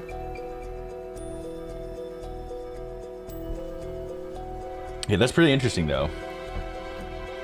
To actually make me type it. It's like, oh, they really think that you should know this as the player. Okay. Discovering the mermaids in Issei Bay. We're going to go to that now. Recollection. Arnov Barnum, a cheerful fantasy author, sets off on a trip to visit the mermaid legends of Issei Bay with his relative, Circe Lunarlight, as his guide. Okay, so back out of all the doom and gloom, people dying, zip back to when everything was still okay. After much hustle and bustle, we've finally managed to make our way to Issei Bay. Oh yeah, Avi's like what he likes to go by instead of Arnov Barnum. Nice. Take it all in now. We're standing on the coast of Nakabeppo in Mei Prefecture's Kawage Town. Which means this is the Sea of Issei, the connection to the eternal world. How amazing. Indeed, it is. Come, Circe, henceforth begins our grand adventure in search of the legendary mermaids of Issei. How amazing. I just can't stop saying it. Without further ado, my name is Arnov Barnum, an American-born fantasy author. Please call me Avi. Who's you talking to? Oh, yeah. Who are you introducing yourself to, weirdo? Ah, well, I simply thought a new beginning called for a little dramatic flair, you know? It's like he's talking to me, like the audience. Sure. With that out of the way, perhaps my darling guide can provide some insight into the goings-on of this locale. Sure, I've got you covered. Nope. There's a pile of sticks there. That's weird, I can't go any farther that way. They don't want me to look over there, apparently. And there wouldn't happen to be a bird sticker, mockingbird? Nope. Well, this area is now called Nakabeppo. Long ago, it was a region of Issei province known as Betsuho. Betsuho? Records indicate that 3 mermaids were caught in a fisherman's net along this coast back in the Heian period? I'm gonna go with that. Now that's what I'm talking about. Let's hear more about those mermaids. They had human heads with the mouths of monkeys and the teeth in bodies of fish, and they spoke and even shed tears like humans. Wait, they had the mouths of monkeys? That's a new detail. Human heads with mouths of monkeys. And the teeth and bodies of fish. What the? How is that a mouth of a monkey, but the teeth of a fish? I honestly can't even picture that. That sounds crazy. That does sound like it would be a yokai, dude. That's definitely not something that's alluring at all. Wow. Okay. Could these be the fish mermaids you mentioned before, Avi? Indubitably. Yes, this must be the place. I'm getting goosebumps. Right? I feel the same way. This is so exciting. Files updated. Betsuho. Betsuho is an old name for the area now known as Nakabeppo, Kawage Town in the Age District. That's way up here, okay. Just Kamashima's like right here. I think this is the Issei. Oh no, this is Issei Bay, right? This whole thing is Issei Bay, I think. It's so named during the events of this story. It has since been merged with Sioux City of Mei Prefecture. Said to have been the territory of Taira no Kiyomori's father, Taira no Tadamori, the area has a deep connection to the Issei Hike. It is also said to be the location where 3 mermaids were caught in a fisherman's net and presented to Taira no Tadamori during the Heian period. The Hike, I think, were the people who went and murdered everybody on the Taishima Island. They're like the I guess the shadow samurai, I'm assuming, is a Hike spirit or something like that. I don't know. Could be wrong.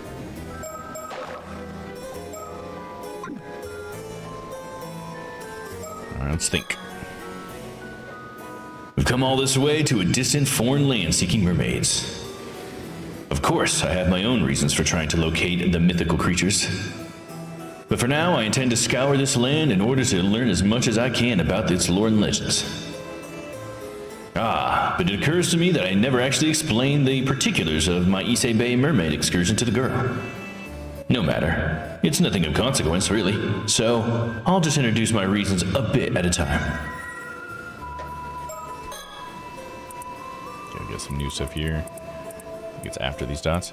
He is currently in Japan seeking mermaid flesh, which is believed to grant immortality. His reason is simple: a fascination with the occult, a pursuit he feels is worthy of devoting his entire life to. Indeed, he is primarily driven by his pursuit of romantic ideals. If he finds something suitably inspiring, he will readily risk his life for it, and is willing to change his views just as quickly for the same. Avi's interest in the occult was born when he discovered his great-grandmother's vast collection of mysterious occult artifacts in the storage of his family home in America. Among them was a mermaid mummy, which yielded a mysterious map when taken apart, a discovery which captivated his imagination and led to his current quest. His great-grandmother happened to be a relative of the main Lunarlight family in England, albeit one who had chosen not to succeed the family estate. After discovering this, though independent research into his lineage, Avi made contact with the Lunarlight family and continues to maintain a secret correspondence with them to this day.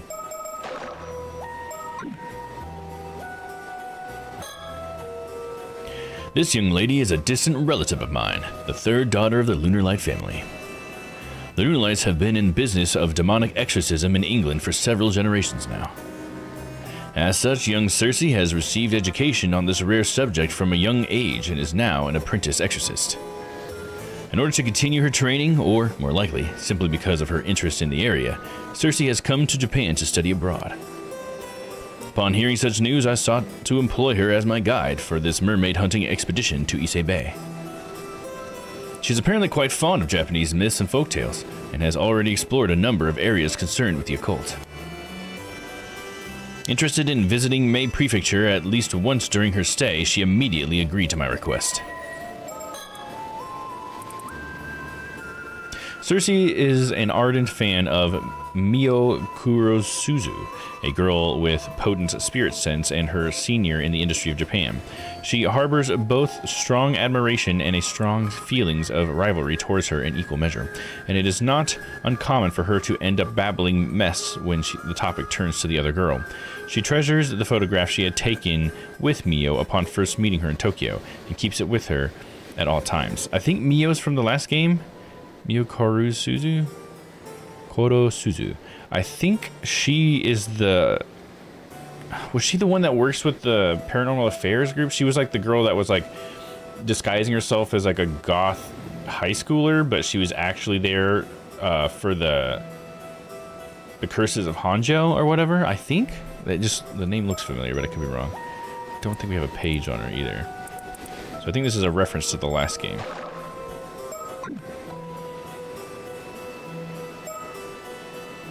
Oh, still more to talk about her with. As far as the girl is concerned, I suppose I could be considered a guardian of sorts. Even so, I often find myself caught up in her peace and completely thrown off guard. Or sorry, her pace, my bad. If anyone should be shaking things up around here, it ought to be me. Let's talk. Or should we think again? Looks like this? No. But then, would such mermaids be so easily trapped by simple fishing nets? I'd thought them more cunning than that, but perhaps these fish mermaids are in fact nothing more than simple sea creatures. Yeah, I would think like the ones that are like half human would be more cunning or something, I guess. I don't know. It does sound like it just a monster. The way it's been described, they sound like monsters, dude. The endless expanse of the Issei Sea, the eternal world, may lie just beyond this horizon. After all, Issei Province is the land whither repair and waves from the eternal world. Okay. The eternal world is purported to be a perpetual paradise, a separate plane from the world we live in, yes? Could it be that mermaids hail from such a place? Talk about this place. Aren't we already talking about it? Kawagai Town might be located right next to Mei Prefecture's modern capital, Sioux City, but there's something we have to keep in mind. This was also the birthplace of Hike, a branch of the Heian period's preeminent Taira clan. If you're going to talk about Issei Province, then you absolutely have to mention the Hike. I do have a passing understanding of the topic. The Hike took part in the Ginpei War, correct? That's right. That was the war in the Heian period where two great samurai families, the Minamoto and the Taira, locked horns and really got into it. Among the Hike, Taira no Kiyomori was a particularly famous figure who appears in many creative works concerning the event. His father, Taira no Tadamori, was the one responsible for securing the Hike's high social standing. So Tadamori was Kiyomori's father, right? With names like that, how can anyone hope to keep them straight? I mean, as a fellow American, I agree. It is a little confusing sometimes. I am ignorant and uncultured. That's history for you. I'm afraid you just have to memorize them. I suppose you're right about that. Then memorize them I shall. Apparently, Tadamori was born in Sioux City, in a place called Ubushina. Ah, so that's why they call this area the birthplace of the Hike. Sioux City. City located in the center of the Issei Plain and the capital of Mei Prefecture. Previously known as Anotsu, Sioux City was or has served as a port town since the Heian period, after which it continued to flourish as an important port city for Japan. Sioux City is also known as the birthplace of the Hike. The Ubushina area in its suburbs is said to be where Taira no Kiyomori's father, Taira no Tadamori, was born. Okay.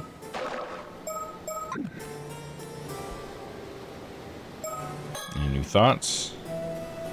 Nope. Talk about this place, talk about Betsudo mermaids, talk about the Hike. Let's keep talking about this place. Oh, sorry. Yawn came out of nowhere. This is the metropolitan center of Mei and a locus of historical events. I guess that makes it the perfect place to start a new journey. Okay, talk about the Betsuho mermaids. Can we get back to those mermaids you mentioned? What became of the three that were caught in the fishing nets? At that time, the lord of this area was Taira no Tadamori. You didn't actually forget him, did you? But the fisherman thought the mermaids were a fascinating find, so he placed two of them into boxes and presented them to Tadamori. Oh ho! Lord Tadamori must have been well pleased by that. How could he not be? It was known that eating flesh of a mermaid grants eternal life. Actually, Tadamori evidently said they were disturbing and gross and refused to accept them. Gah! What a waste! However, the fisherman cut up the remaining mermaid and ate it himself. So, what happened to him? Well, the fisherman said it was pretty tasty.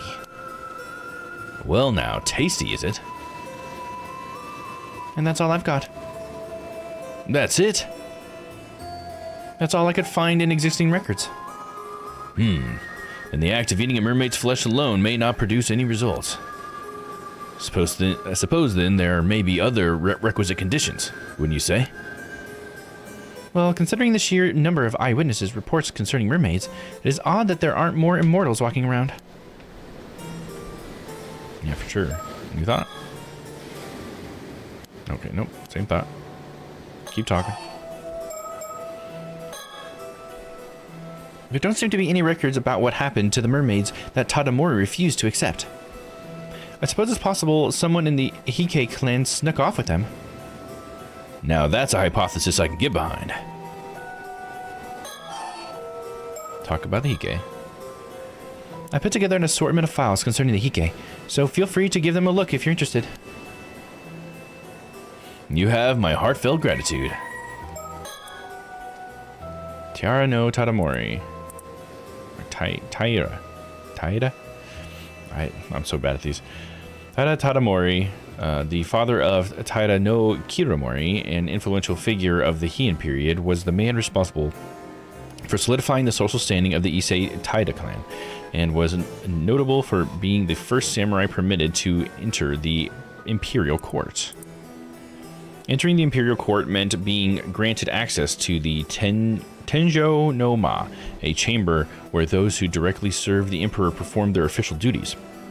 In an era where the warrior class was still considered of low status, a samurai rising to the level of court official was unprecedented.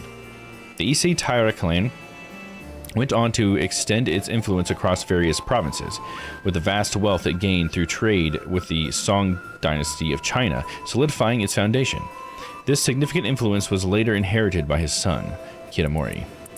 Tadamori was said to have been a man of strong will and perseverance, yet despite the power he amassed in his lifetime, he was also said to have been modest and disinclined to indulge in luxuries. Sorry, one more yawn here. I think I stayed up way too late last night. That's my bad. Nakimaru, or Nukemaru. Tadamori's sword, an heirloom passed down through the Taira clan, originally named Kogarashi. It is said to have became known as Nukemaru when a giant snake emerged from the lake and made to swallow Tadamori whole as he lay resting. At that moment, Kogarashi, which Tadamori had left leaning nearby, slipped from its scabbard of its own accord and drove the snake away. The name Nukemaru derives from the verb nuku, meaning to unsheath, and reflects the sword's extraordinary act of slipping from the scabbard on its own to save its owner. So it's like unsheath boy? Because I think Maru just means like boy or man. I want to say. I could be wrong though. But I want to say I learned that in anime at some point. Nukemaru was later inherited by Tadamori's son, Yorimori. Yorimori is probably how you say it. But after the downfall of the Taira clan, it is said to have changed hands several times, and its whereabouts are currently unknown. Is that the one that was like put in the water? I thought one of them was lost into the water, but maybe not this sword, but I thought there was a sword mentioned earlier that was lost in the water. The mermaids of Betsuo. One time when Tadamori was visiting Betsuo in Issei province, 3 creatures with the heads of humans and lips of monkeys and the teeth and bodies of fish were caught in the local fishermen's nets, dubbing these creatures Ningyo, the original Japanese word for mermaids. The fishermen put 2 of them in a box that had washed up with them and presented them to Tadamori. However, Tadamori was unnerved by their appearance and refused to accept them. It is said that the remaining mermaid was cut up and eaten by the fishermen, who found them to be delicious. Delish. Oh, there's one thing I should warn you about, though. Oh? This group sometimes gets referred to as the Issei Taira as well, which might make things a little confusing. I'll go ahead and label it as the Hike. Does it really matter? Aren't they basically the same thing? Not exactly. You see, the term Issei Taira refers to the Taira clan as a whole because it originated in Issei.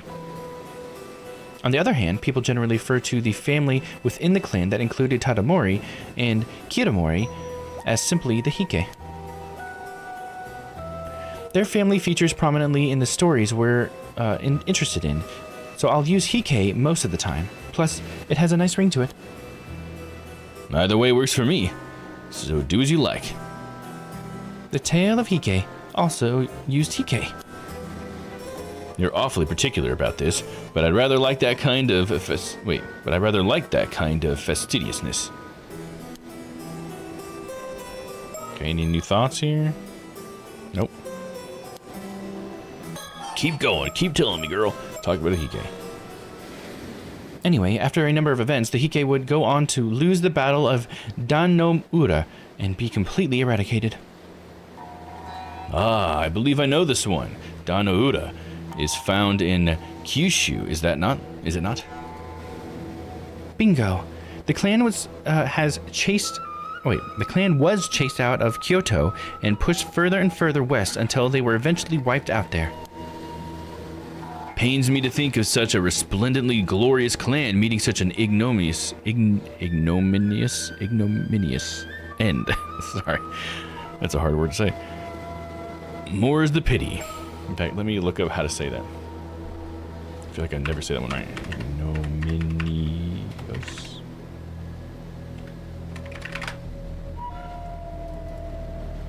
Ignominious. That was pretty close. Deserving or causing public disgrace or shame. Ignominious. Okay, yeah. I'll try to remember that. That's why the Hike's resentment is particularly strong, and many remnants of it remain even today. Shrines and monuments have been erected throughout the land in an attempt to quell that resentment. Ah, and now we reach your particular field of expertise. Because the clan fell from such an exalted position so abruptly, that resentment is exceptionally persistent and quite pervasive. Which means it's causing curses, I assume. That said, famous places related to people like Taira no Kitamori are well attended by worshippers, so they're relatively stable. It's the puffed up and pretentious Hike clan members that no one even remembers who caused the most trouble.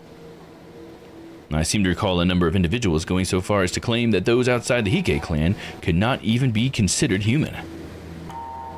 But if that's the case, are we really safe here? You don't think we might find ourselves assailed by these lingering grudges? Much of Ise province is protected by shrines, and the area is suffused with spiritual energy, so we're probably safer here than most places.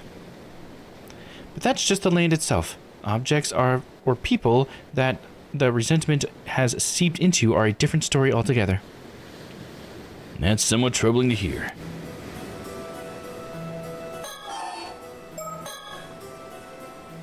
Well, either way you look at it, this region is still some home of the many places and things associated with the Hike. Excellent. I believe I've gotten a grasp of the situation at hand. It's time we made our way to the next locale. We're on the clock, after all. Let's get to it. Any new thoughts? Nope. On the move. Anno Town.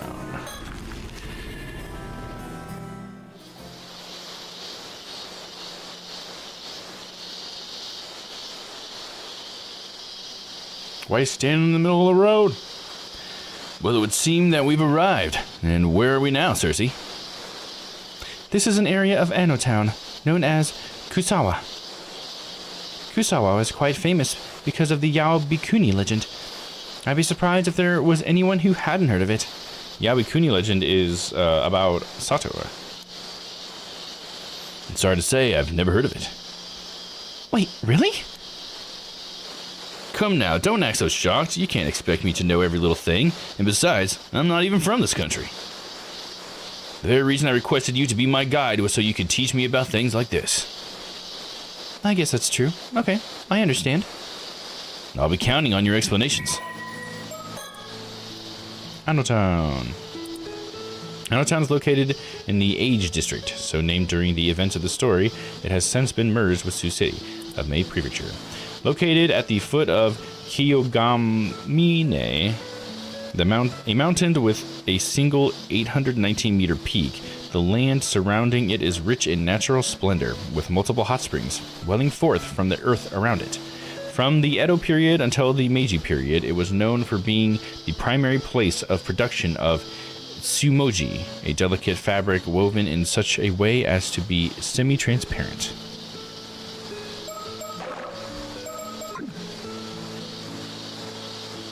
Now, is there a bird sticker to be found? Yes! Mockingbird number 16 discovered. Nice. Now have to remember to look at the relationship page to see where that bird falls in. Look at that sweet pompadour there. Oh my god.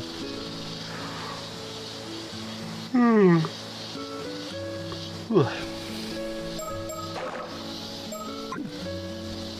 we found our sticker.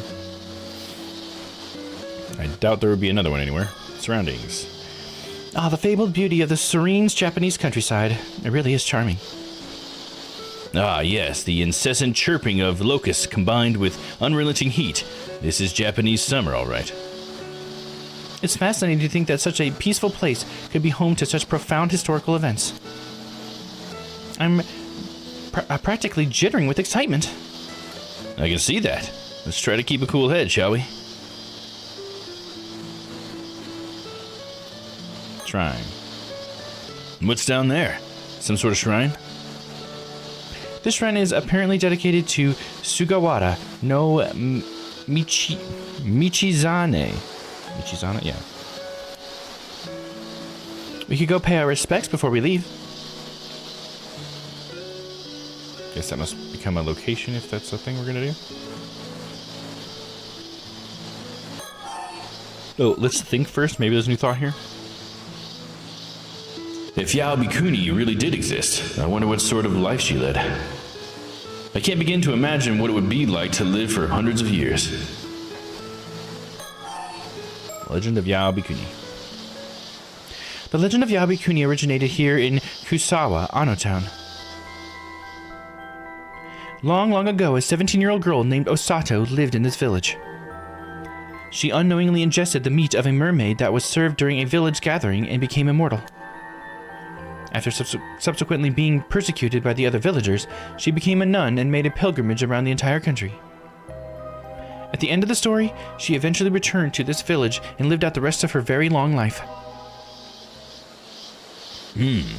Tales told in other parts of the country play out in almost exactly the same fashion. Yeah, I guess that's true. Tale of Yabikuni, a how would I even say that one? Bikihuni, fully ordained Buddhist nun, who acquired preternatural longevity after eating the flesh of a mermaid, can be found in almost every region of Japan. Although the exact details vary greatly between regions, they all share the same fundamental element. A girl who ate mermaid flesh lived for 800 years. Oh god, I'm gonna take a nap after this. The Yabikuni legend passed down in Mei Prefecture is as follows. Once upon a time, a beautiful girl by the name of Osato lived in Kusawa village. One day, when Osato was 17, the flesh of a mermaid was served at a village gathering. The other villagers, disturbed by the thought of eating such a strange creature, refused to eat it, but Osato unknowingly ate the mermaid's flesh.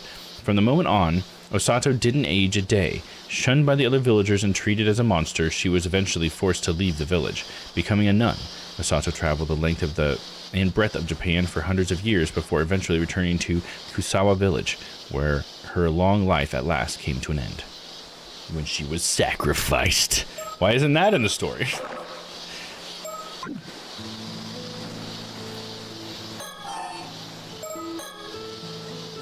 The legend of Yabikuni, the girl who ate the flesh of a mermaid and lived for 800 years, has been passed down all over Japan. Not only here in Mei Prefecture, Ano Town, but in Fukui, Aichi, and Gifu prefectures as well. In total, the story has been found in 121 locations in 28 prefectures throughout the country, or at least that's what certain research has indicated. Doesn't that seem like a lot? Were there really that many different Yao Bikunis out there? Obviously, not all of the legends can be true, but I actually have a theory on the subject. Would you like to hear it?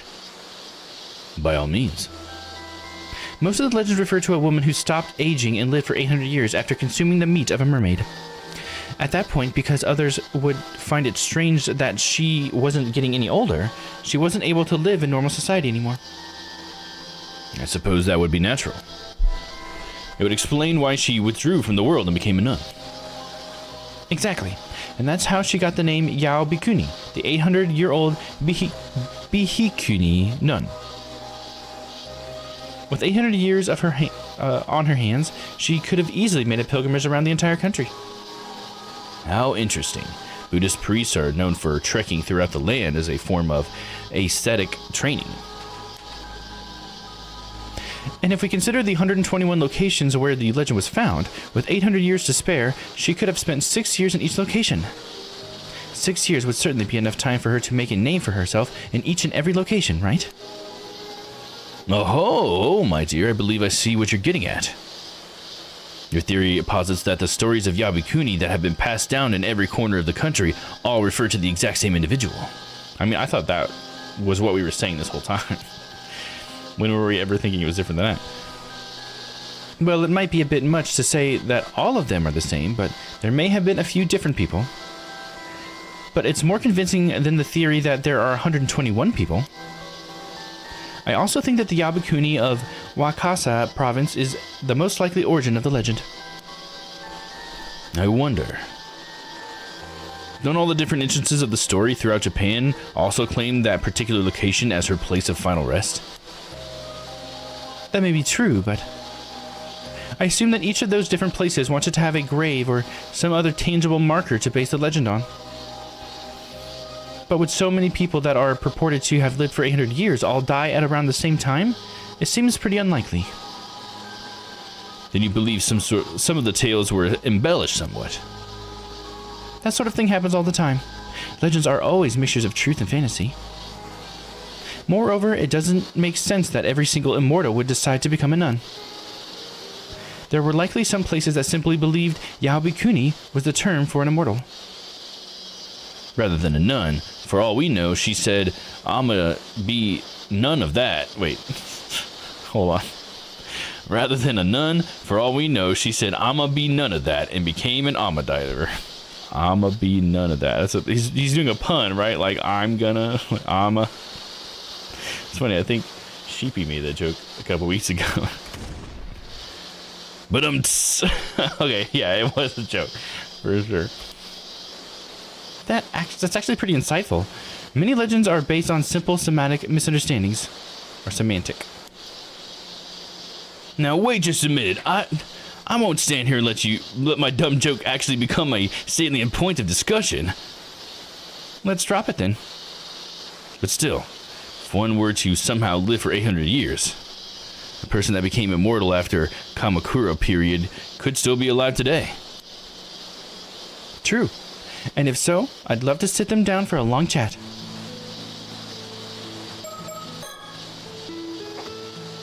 If Yabukuni really did exist, I wonder what sort of life she led. Can begin to imagine what it would be like to live for hundreds of years.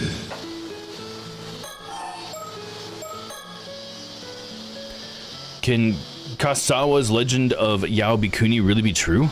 There must be falsehoods and fictions mixed into the tale, surely. Who knows? Ise province isn't that far from Wakasa province, after all. She may have simply walked here from there. In fact, that the stories from each different area are so similar does make me wonder if they didn't get mixed together somehow. Ah, you think the legend may be an amalgamation of stories from various locations? Exactly. But then again... The immortal in the story from this location has her own name, which gives the legend a certain verisimilitude. Verisimilitude. Ooh, that's a new word for me. Look that one up.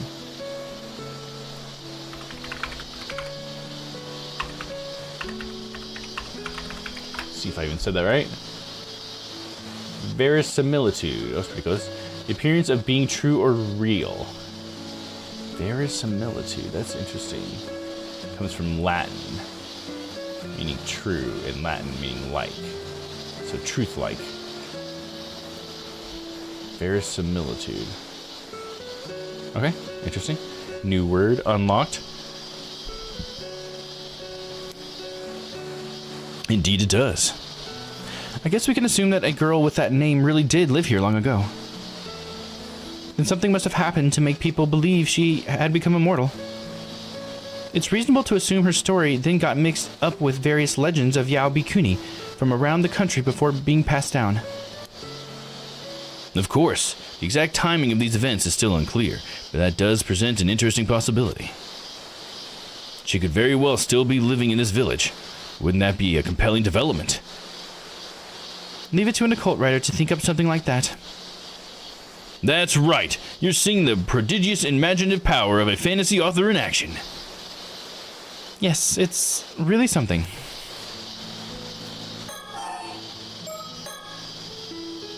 But the fact of the matter is that almost no traces of Yabikuni remain in this village. Even her grave, which is referred to as Lady Yao's tomb, has never been located. But then, did we come all this way for nothing? Okay, another topic. Well, it might not have a direct connection, but there is something one should always consider when discussing Issei. The Tales of Issei. Have you heard of it? It's the oldest extant collection of Japanese verse, compiled sometime during the Heian period. I'm afraid I'm not familiar with it. But I have heard of the tale of Genji and the tale of Hike. Is it anything like those? Well, those are also stories written during the Heian period, but that's where the similarities end. Nice try, though. Harumph. Well, they sound similar enough anyway. Don't worry, I'm not an expert on the subject either. Basically, this collection of verse elaborates on a number of waka poems by giving accounts of the events surrounding each one. The entire collection of 125 passages referred to as the Tales of Issei. That's easy enough to remember, no? The Tales of Issei is a collection of short stories. Check. One more thing. The title might be The Tales of Issei, but the content isn't all that focused on the actual area. What's this now? Are they intentionally attempting to confuse and bewilder us? Some believe the title comes from the fact that passage 69 is set in Issei province. At any rate, I just thought I should bring it up because it does have at least a slight bearing on the topic at hand. If you're keen to learn more, I'll add more detailed information to the files. Why, thank you. I'll be sure to read through them later.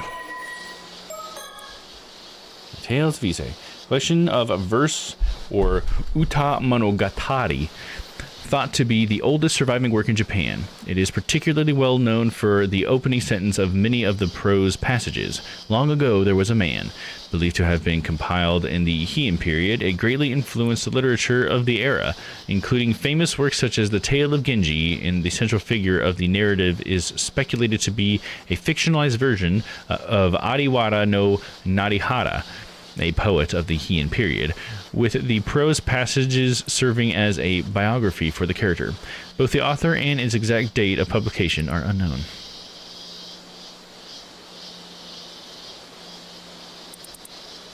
The narrative spans 125 episodes, which vary in length from a few lines to several passages. It covers the life of a man, from his coming of age to his death, and focuses primarily on the protagonist and the people around him, particularly his romantic dalliances with women. Some of its most famous episodes are summarized below. Episode 1, Ikoburi. Having come of age, a man sets out on a ceremonial falconry excursion where he catches sight of two beautiful sisters. Infatuated, he cuts off the sleeve of his robe, inscribes a waka poem on it, and sends it to them. Episode 6, Akutagawa. A man, having finally succeeded in stealing away a beautiful noble woman, flees with her to a warehouse where they take shelter from the rain. However, the man discovers in the morning that she has disappeared, devoured by a demon that inhabited the warehouse. Wow. Episode 9, Azumakudari. Feeling despondent about his future, a man embarks on a journey to the east with a group of friends. In Mikawa province, he catches sight of some beautiful flowers and reflects on how far his journey has brought him, and recites a poem. In Suruga province, he sees snow on the peak of the Mount Fuji and contemplates the passage of time, recites a poem.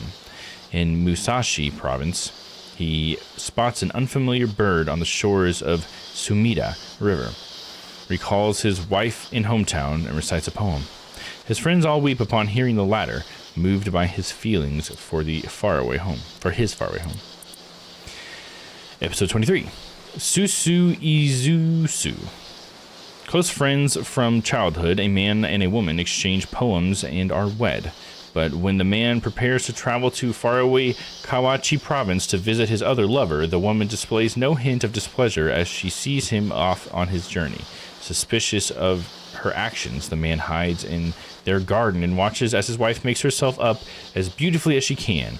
But when she then sits and recites poems out of the concern for her traveling husband, he feels a profound shame and decides not to go to Kawachi. Interesting.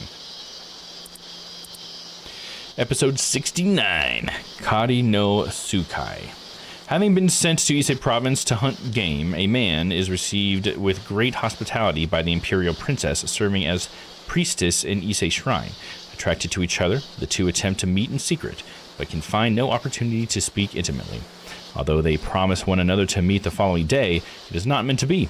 The two exchange poems of farewell before the man sets out to continue his journey. 95. Hikoboshi. Having fallen in love with a woman who serves in the imperial court, a man finally managed to meet her after patiently waiting for the right moment. However, the two are still separated by a screen. The man recites a poem to her, proclaiming that his love for her is greater even than Hikoboshi's love for Orohime. He compares the screen separating them to the Milky Way that separated the two legendary lovers.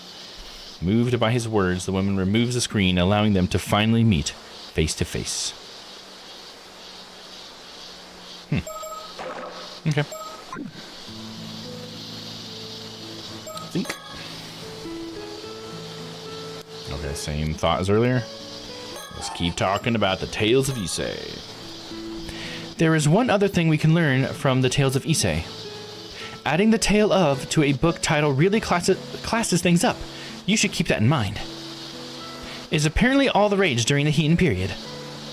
Oh, I couldn't agree more. My next work is certainly going to be a tale of. Well then, I suppose that brings this particular subject to a close. On to the next. No rest for the wicked, as I say. Time to tackle the next mermaid myth. Sure. Time to move, huh? We're not going to go to the shrine? That's fine with me. Let's get on to some of the more major story stuff. Futami Gaura. This is where that dead body was found. I think that'll happen after this, though. I think this might take place before. I don't know, because the date is unknown. Who knows? And here we find our next subject of inquiry. What place might this be, my dear? This is Futami Gaura. I always screw that up. This is Futami Gaura. I think Futami Gaura. pretty close, I assume. The coastline that lies beside Futami town. It's just over from Ise City. Ah, then we finally penetrated the outskirts of Ise City proper. Things are certainly beginning to heat up.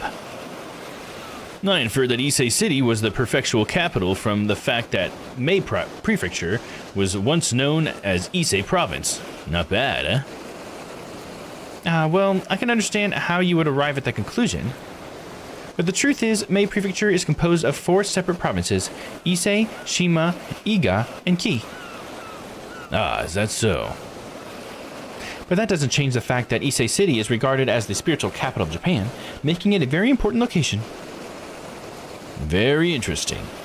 But the sun has already begun its steady descent, so perhaps we should pick up the pace a bit. Is there a sticker here? I think we've already been here, because this is where we were talking to that detective.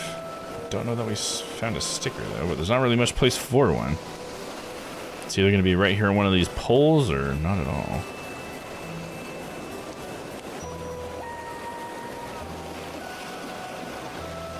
Don't see one.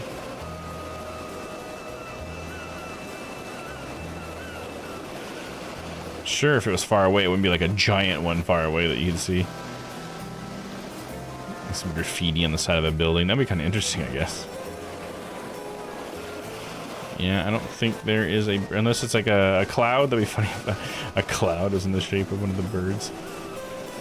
Nah, I think it's just not... Doesn't have one here. Gaura's seas is famously said to purify the body. So many visitors to Ise Shrine come here as well. The scenic beauty of the location has even been featured in poems from antiquity. Certainly is easy on the eyes. The strands of pine trees along the shore make for quite the striking image. To make it even better, the embankment we're standing on offers a 360-degree view of Ise Bay. Makes you want to get out on every edge and take it all in. It really does. Being surrounded by the bay like this is such an enchanting feeling. What a breathtaking view.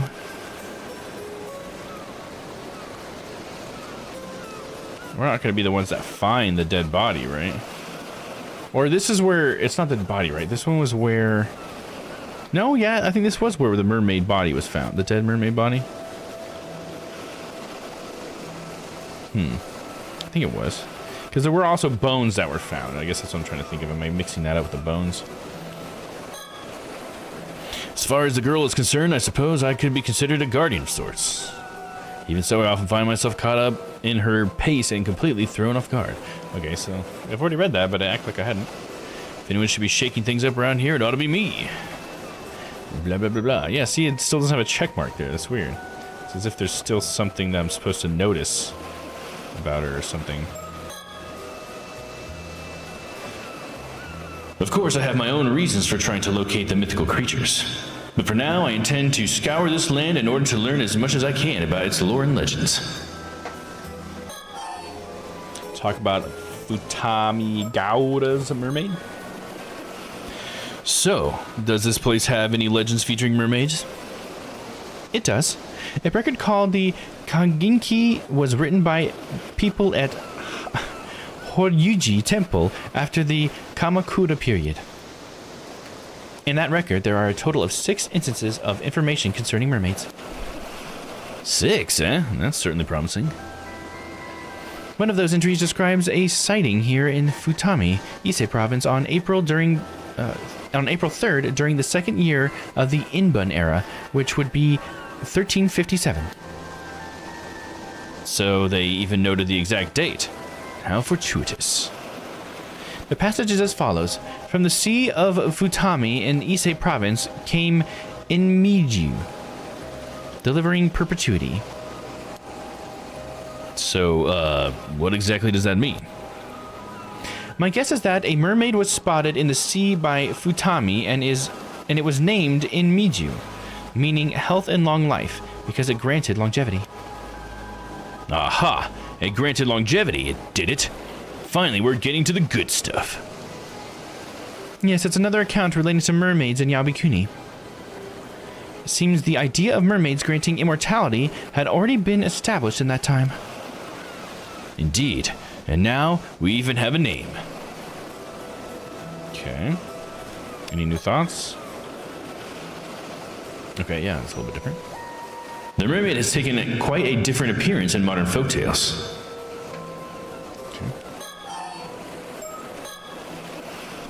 So what sort of mermaid was it, and what became of it? No clue. Again with the vague records? These people write down the appearance of some fantastical creature and then just let it wander off? I haven't personally gone over every bit of research on the matter, but I can speculate on the answer. Records of mermaids in other places also often refer to them by name. In fact, it may not have been all that uncommon for the people in this area to encounter them when these records were written. Let me see if I follow your meaning. The same mermaid would appear repeatedly, leading people in the area to grow accustomed to it. Am I on the right track? Exactly. I mean, you wouldn't bother giving a name to something you only saw once after all. These people may have even come to have a kind of rapport with the mermaids. At the very least, it doesn't appear as though they were trying to capture any. Mermaids that people didn't want to capture? Then they weren't seeking its flesh. Perhaps there was a way of obtaining immortality even without the meat. Maybe mermaid meat really was just tasty and nothing more. And if that were the case, then it makes perfect sense that they would view the mermaid as a divine creature. So they treated it as an auspicious being that blessed others with long life. You may be onto something there. Bless them or curse them? I feel like earlier we've kind of been framed where the mermaids giving you the long life is actually a curse of long life. So, interesting.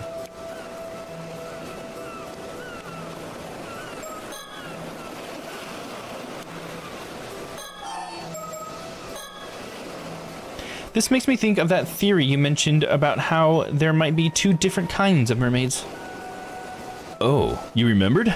I stand by my theory. There's the fish mermaid, which looks more like an aquatic monster or beastie. Is that supposed to be the mouth of a monkey but the teeth of a fish? Because I still don't see that. And the human mermaid, which resembles a demi-human or nymph.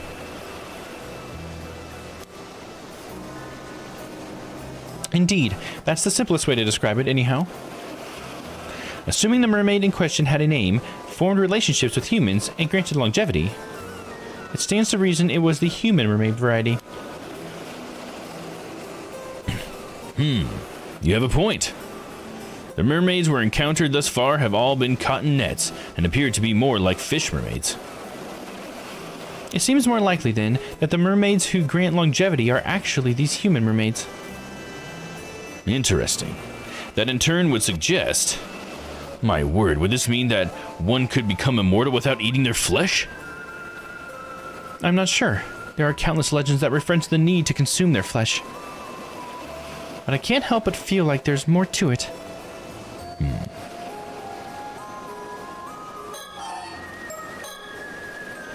If human mermaids are capable of communicating with us, I'd really like to speak to one. Agreed. Talk about interesting sighting. Speaking of which, this is entirely unrelated, but there's something I've been wondering. Do you mind? What? But our conversation was just getting good. Protest all you like, but I shall ask anyway. On our way here, I noticed a certain something adorning the entrances to everyone's houses. What was that?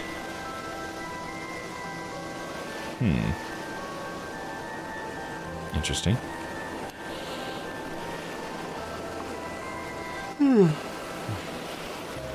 Oh, right. Those are Somen Shorai talismans. Somen Shorai? Yes, although in most of Japan, they're usually only hung up around the New Year, but here in the Ise Tobashima region, they're traditionally left up all year long. Interesting. I can add more detailed information to the files for you later. Somen Shorai. A type of talisman inscribed with the characters Somen Shorai Shison, meaning descendant of Somen Shorai. These talismans come in a variety of forms, ranging from smaller objects such as paper slips, wooden tags, or hexagonal wooden charms, to larger objects such as hoops made of entwined miscanthus reeds, or the shiminawa, sacred ropes used for ritual purification.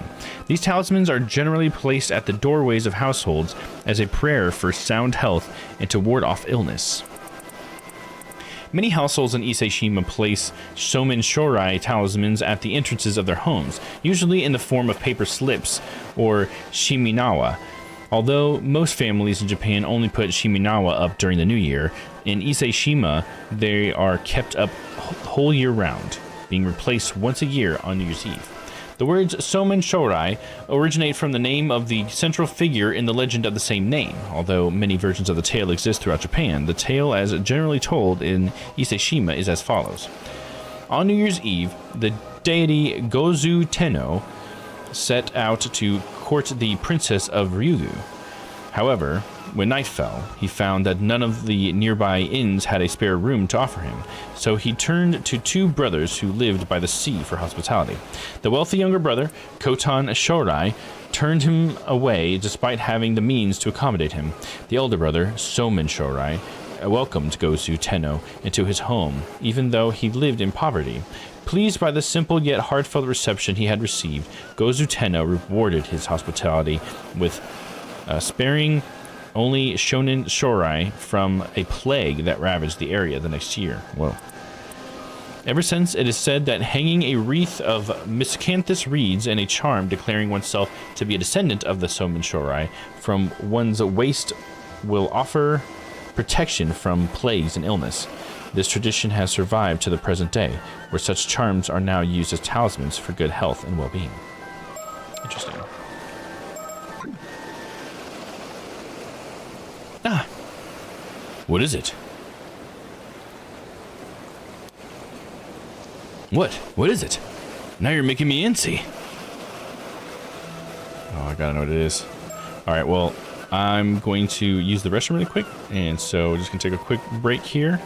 Probably just be a couple minutes, and then we'll see whatever she was reacting to there.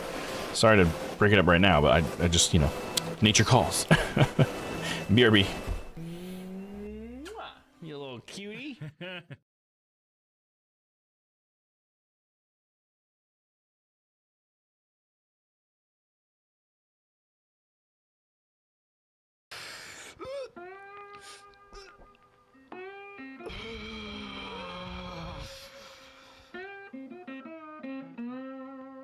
Well, my father bought me this bank. You know what he said to me? He said, son, you will more than likely fail, and they'll probably have to buy you another business venture. I mean, you are so stupid. To tell you the truth, I almost believed him. But I knew better. Oh, I knew it'd be an easy scam when I saw these dumb hicks. And nothing is better than scamming hardworking people out of their money. I mean, I really hit the big one. The big kahuna. Big Bertha. Biggie Smalls' pinky ring dipped in gold that was then shoved up a dog's ass that was then shoved into a big money laundering machine. It was like stealing something easy to steal, like a pack of gum, or the money I used to take out of Nana's purse to buy whippets from the gas station. Me and my friend Jimmy used to gack up on balloons and expose ourselves to the old ladies at the park. Then we'd piss ourselves till we passed out. Regretfully, Jimmy died of sudden sniffing death syndrome while huffing a can of Rust-Oleum. Jimmy was a real one, a real ace. But I'm still here, baby. Still doing whippets.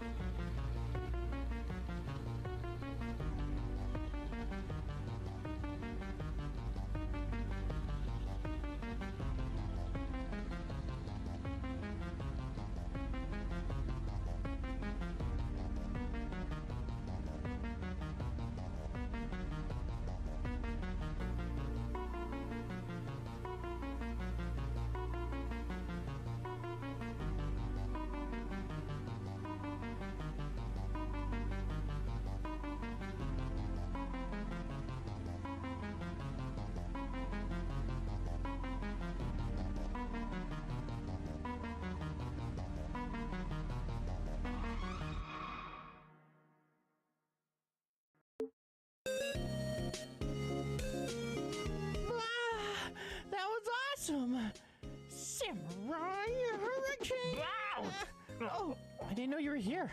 Where else would I be? What was that crazy show you were just watching? What? You've got to be kidding me. The Steel Samurai, warrior of New Old Tokyo. Us youngins love it. So you mean teenagers like to watch it? More like kids. Well, if it's for kids, why are you so excited about it? Cause I'm a kid at heart. Good for you. But I've got to worry about bills like an adult. We haven't had a single client this month.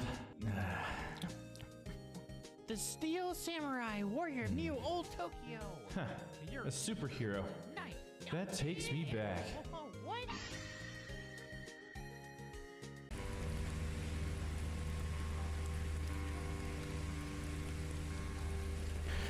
Okay, sorry about that. I'm back. Alright, let's figure out what she was reacting to. Okay, yeah, I unmuted my mic. I was a little scared there. Alright. Talk about Somen Shorai. Come now, Cersei. You've realized something about the Somen Shorai, didn't you?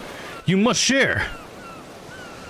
Wonder if that was the mark somehow, but we haven't learned about any of that in... yeah, I don't know about that. No, nothing like that. It just made me think about how close this area is to the Eternal World. Is it? What does that mean? You'd already know this from the filings, from the files. But regarding the Somen Shorai, its origin goes back to the legend about the deity Gozu Tenno, who was courting the princess of Ryugu. Ryugu, you say? That's right. Ryugu is close to this place. In other words, that place is very close to the Eternal World. Yes, and furthermore, Gozu Tenno was also the guardian deity of the Gion Shoja Temple. And the very same Gion Shoja who gets mentioned in our good old friend, The Tale of Hike. So it is. What was it again? From the bells of the Gion Shoja echoes out the impermanence of all things, right? Sounds so cool that even I memorized it. Haven't got a clue what it means, though. Yes, that's the one. As for its meaning, you can look it up yourself. Fine, fine. So, what you're saying is, Ise-shima is a land with deep ties to both Ryugu and Hike. And that is exactly why the Somen Shorai tradition is so well established here. Ah, that reminds me.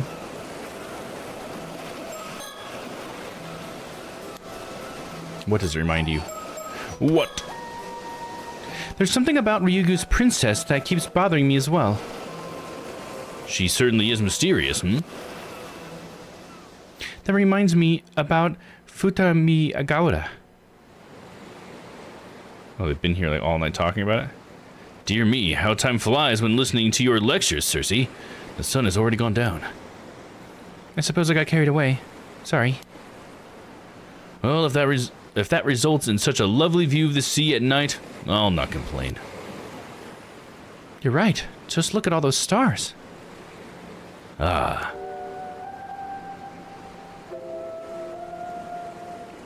I get to learn about this thing? It's in the sky again. Oh, there's quite a few of them. What the hell are those?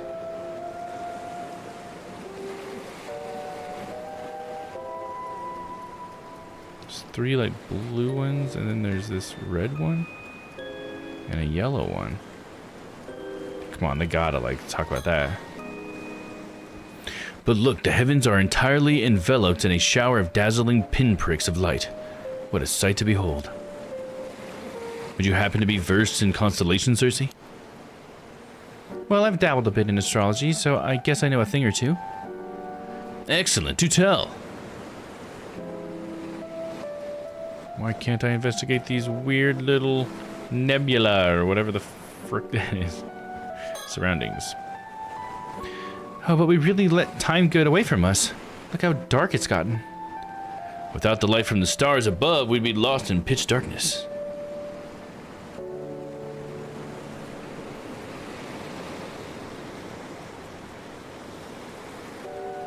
See if anything around has changed that's worth investigating. No. Dear me, I dragged her around all day long, didn't I? Or perhaps I should say, I had her drag me around all day long. As her guardian for the time being, I suppose I ought to have had us retire earlier. Though Circe herself seems to have limitless reserves of energy.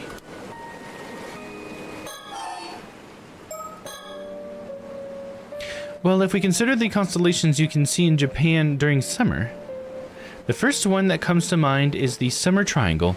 It's an easy one to find. Triangle, eh? And I presume it is made up of 3 stars. Correct. Vega in the constellation Lyra, Deneb in the constellation Cygnus, and Altair in the constellation Aquilia. This trio of bright stars can be observed close to the Milky Way in the season. What? I want to see. How do we go about identifying them? Well, first, low in the southwestern portion of the sky, look for a star that glows red, Antares of the Scorpio constellation. Okay, so we are addressing it. Cool. Southwest, you say? From here, that would be facing inland and looking to the right. Okay, try to find a red star low in the sky and point to it.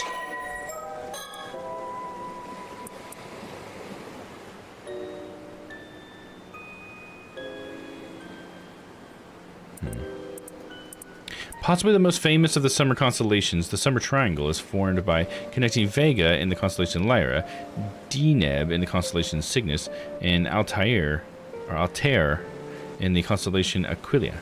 Vega and Altair are also said to represent Orohime and Hikoboshi, the 2 central figures of the Tanabata legend. The romantic imagery of the star-crossed lovers separated by the Milky Way has captivated people's imaginations since time immemorial. How to find the Summer Triangle. The Summer Triangle is visible in the sky almost directly overhead around August. Start by facing southwest and looking low in the sky to find Antares, the bright red heart of the constellation Scorpius. From there, look straight up and you should spot Vega near the zenith. Yeah, I already looked at them all, honestly. Let's point at them.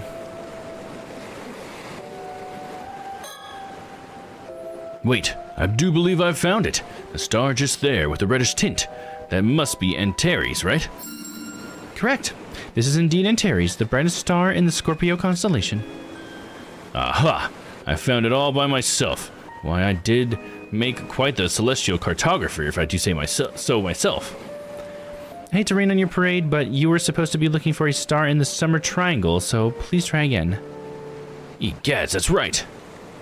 Why not try looking straight up for Antares? I bet you'll find Vega in the sky's zenith. Give it a shot.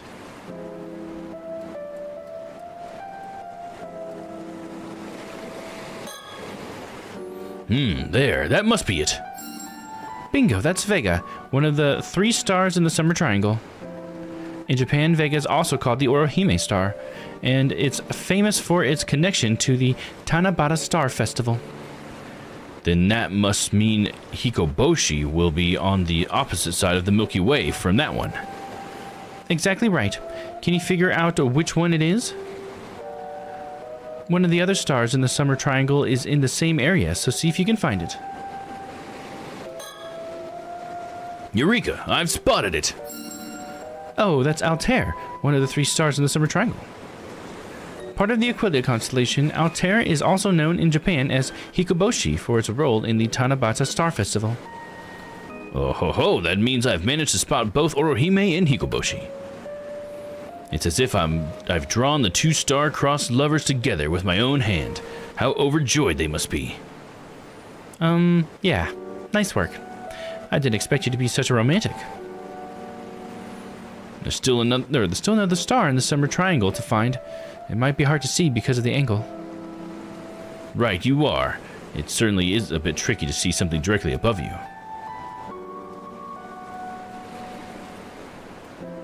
Bam. If my eye is as discerning as I believe it to be, that's the one. Oh, nice find. That's Deneb, one of the 3 stars in the Summer Triangle. Deneb lies within the Milky Way, which earns it the nickname Milky Way Star. It does indeed appear to be swimming nicely along that starry stream. There, I've located all 3 stars of the Summer Triangle. How do you like that? Good work. Now you've mastered the summer skies. Should I start addressing you as Professor? That's me. Feel free to rely on my knowledge. All right, then tell me, what is another name for the star Higaboshi? No, shit, that one was Altair, I think. That's right. Well done, Professor. Phew. I mean, nothing to it. Regardless, we've seen all there is to see here in Futemagura. Magauda. I'd even go as far as to call this a wrap. I think it covers all the mermaid legends for May Prefecture, but is there anywhere else here you're keen to visit, Cersei? What? We haven't even visited Issei Shrine yet. If you ask me, we've barely scratched the surface. Ah, you've got a point there, but it's getting late. Let's save that for tomorrow, shall we? All right. All right, I guess it's the end of this day, or the next day, okay. It's not the same, or not a different memory. Mount Asama.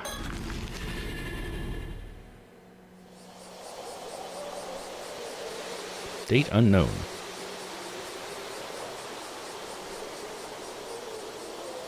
Wow, talk about a gorgeous view. It is something, isn't it? This is Mount Asama's observation platform. It overlooks Toba City on one side and Issei City on the other. So that's Toba City over there, eh? What's Toba got going for it? Well, the first thing that comes to mind when thinking about Toba is Toba Castle, built in the Sengoku period by none other than the pirate Daimyo?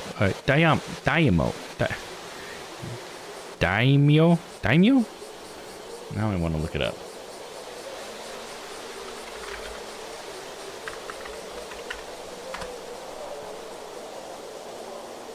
Okay, yeah, it's Daimyo, okay. In feudal Japan, one of the great lords who were vassals of the shogun. One of the, other than the pirate daimyo, Lord Kuki, who at one time led the Kuki naval fleet. The Kuki naval fleet. Oh, that's more exciting than I anticipated. As for the Tobashima area, it's famous for having the highest population of ama divers in Japan. Ah, I knew there'd be something touristy. What a fantastic blend of culture and history. Mount Asama. Mount Asama straddles the border between Issei City and Toba City, and is also known for its official name of Asamagatake,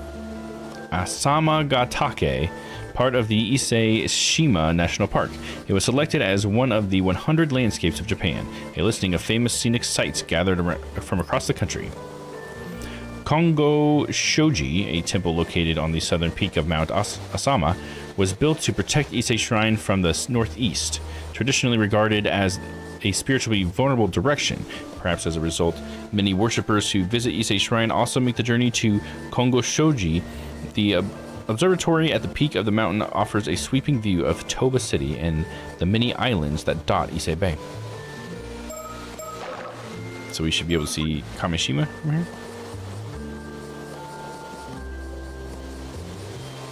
Is that one all the way out there, Kamishima? Could there be a bird sticker somewhere? Doesn't seem like it, not unless it's on the other side of Cersei here. Apparently, Mount Asama's peak sits at 555 meters above sea level, so it's not that high. But as it's situated at the tip of the Shima Peninsula, it offers a magnificent view of Toba Bay's coastline and the outlying islands. Since we stopped by the shrine this morning, I assumed we'd take the mountain path. All I can say is this place takes my breath away.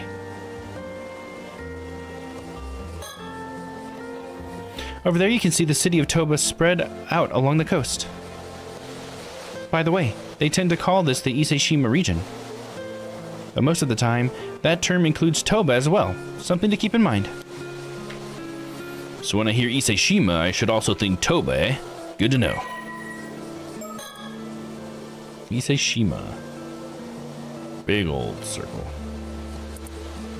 Although the term Ise-shima is sometimes used to refer to part of the Nansei southern region in Mei Prefecture, the area covered by this term is not clearly defined, with it usually referring to the two major tourist destinations, Ise Shrine and Shima Peninsula, and their surrounding areas. As the area referred to as Ise-shima also includes Toba City, it is also sometimes referred to as the Ise-Tomashima area to avoid confusion.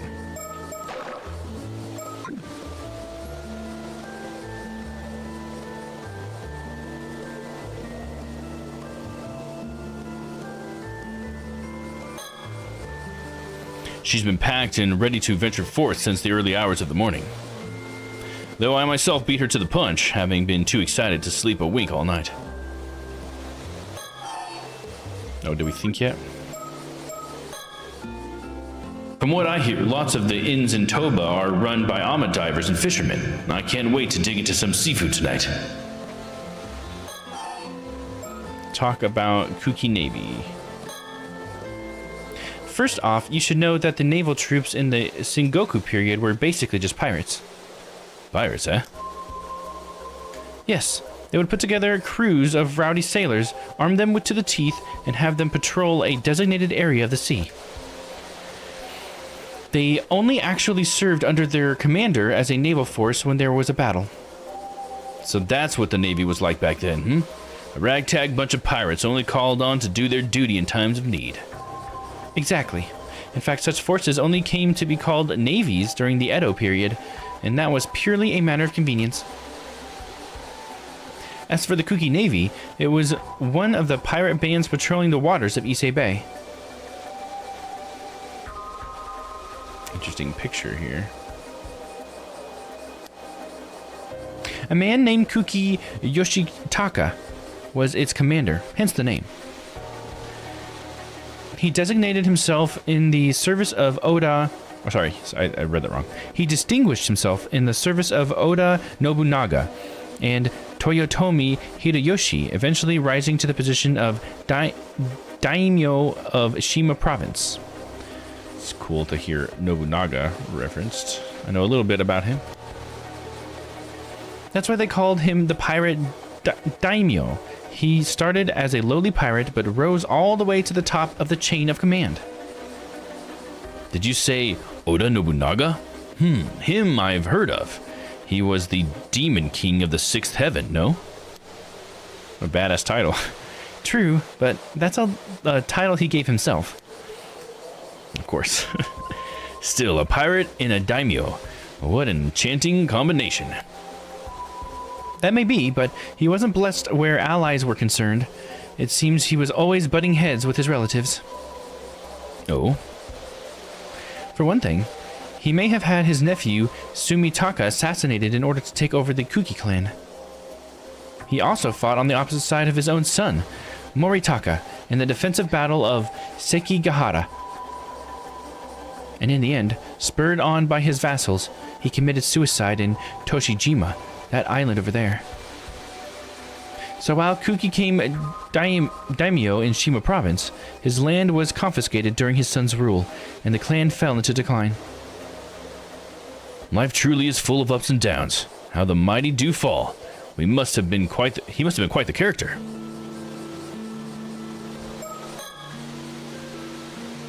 From what I hear, lots of the inns in Toba are run by... Oh, I already read this. Never mind. For a second there, I thought it was new. Let's keep talking. That reminds me, there's another fascinating legend related to the Kuki clan. Oh, do tell. It's about Kuki Yoshitaka's nephew, Sumitaka. He had an extraordinarily beautiful daughter named Princess Hatsune. I dare say I know where this is going. Wherever a legend starts with a beautiful daughter, it inevitably ends with trouble. You're not wrong there.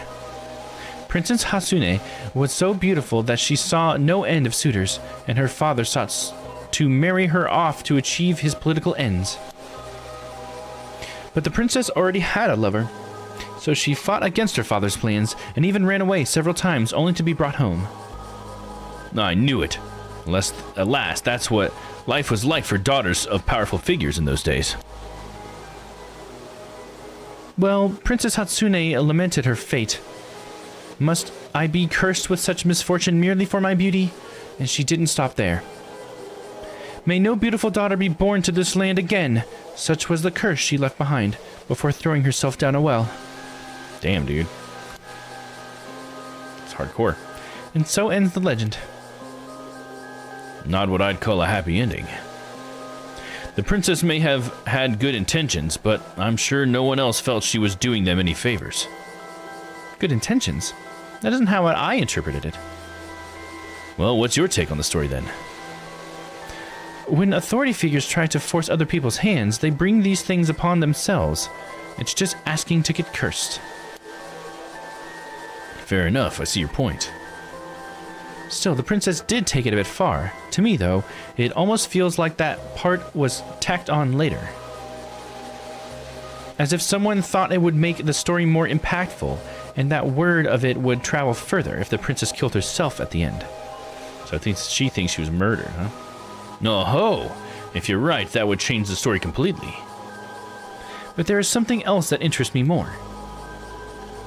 Sumitaka became head of the Kuki clan in 1560, but he was so young that Yoshitaka had to be appointed as his guardian. His exact age at the time isn't known, but the common belief is that he was about 8 years old. Nothing unusual there. Premature inheritance were a common occurrence in those days. But consider this. When Sumitaka died 24 years later in 1584, he would have been 32 years old. Yes? Even if we suppose that Princess Hatsune was 15, their ages don't quite add up, do they? Age differences weren't so much a point of contention back then. But even so, that's a bit odd. Which begs the question, did Princess Hatsune really exist to begin with? And even if she did, was she really Sumitaka's daughter? An agate magatama was unearthed at the place where the princess was supposedly buried. But that could easily have been planted there to lend credibility to the tale. Well, once you start doubting, it's hard to see lies. It's hard not to see lies everywhere. True. And the pursuit of the unknown starts with belief, doesn't it? Well said. A certain occult researcher taught me that one. You don't say. Kuki Princess Hatsune. The Kuki clan, the pirates who became feudal lords. During the Sengoku period, Shima province was home to a number of local clans, among which the Kuki clan was just one of many pirate clans operating in Ise Bay. However, things changed when Kuki Yoshitaka correctly read the changing tides and allied himself first with Oda Nobunaga and then Toyotomi Hideyoshi, both powerful figures of the era. Rising to prominence as commander of the Kuki Navy, he became a feudal lord of Shima province, founding Toba Castle as his base of operations. While Yoshitaka was in the service of Nobunaga, the head of the Kuki clan was his nephew, Sumitaka. With Yoshitaka serving as his advisor, despite his position, Sumitaka was a little more than a puppet lord and died young, reportedly due to illness, just 2 years after the Honnoji incident. However, some theories suggest that he was actually poisoned by Yoshitaka as part of a scheme to seize control of the family. The legend of Princess Hatsune. Kuki Sumitaka's daughter, Princess Hatsune, was said to have been a woman of great beauty. Sumitaka planned to marry her off as a part of a political marriage. However, Princess Hatsune refused, saying that she had already promised her future to someone else. Upon learning that Princess Hatsune's beloved was a member of the enemy clan, Sumitaka was enraged and insisted that she marry the person he had chosen for her.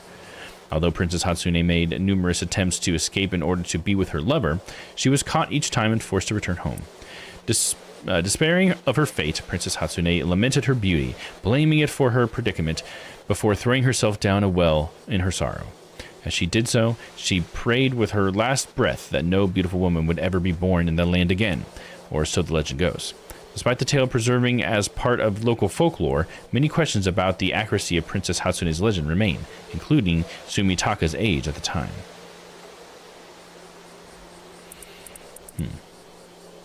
So was there never a beautiful woman born there again? I mean, I'm sure that's not true.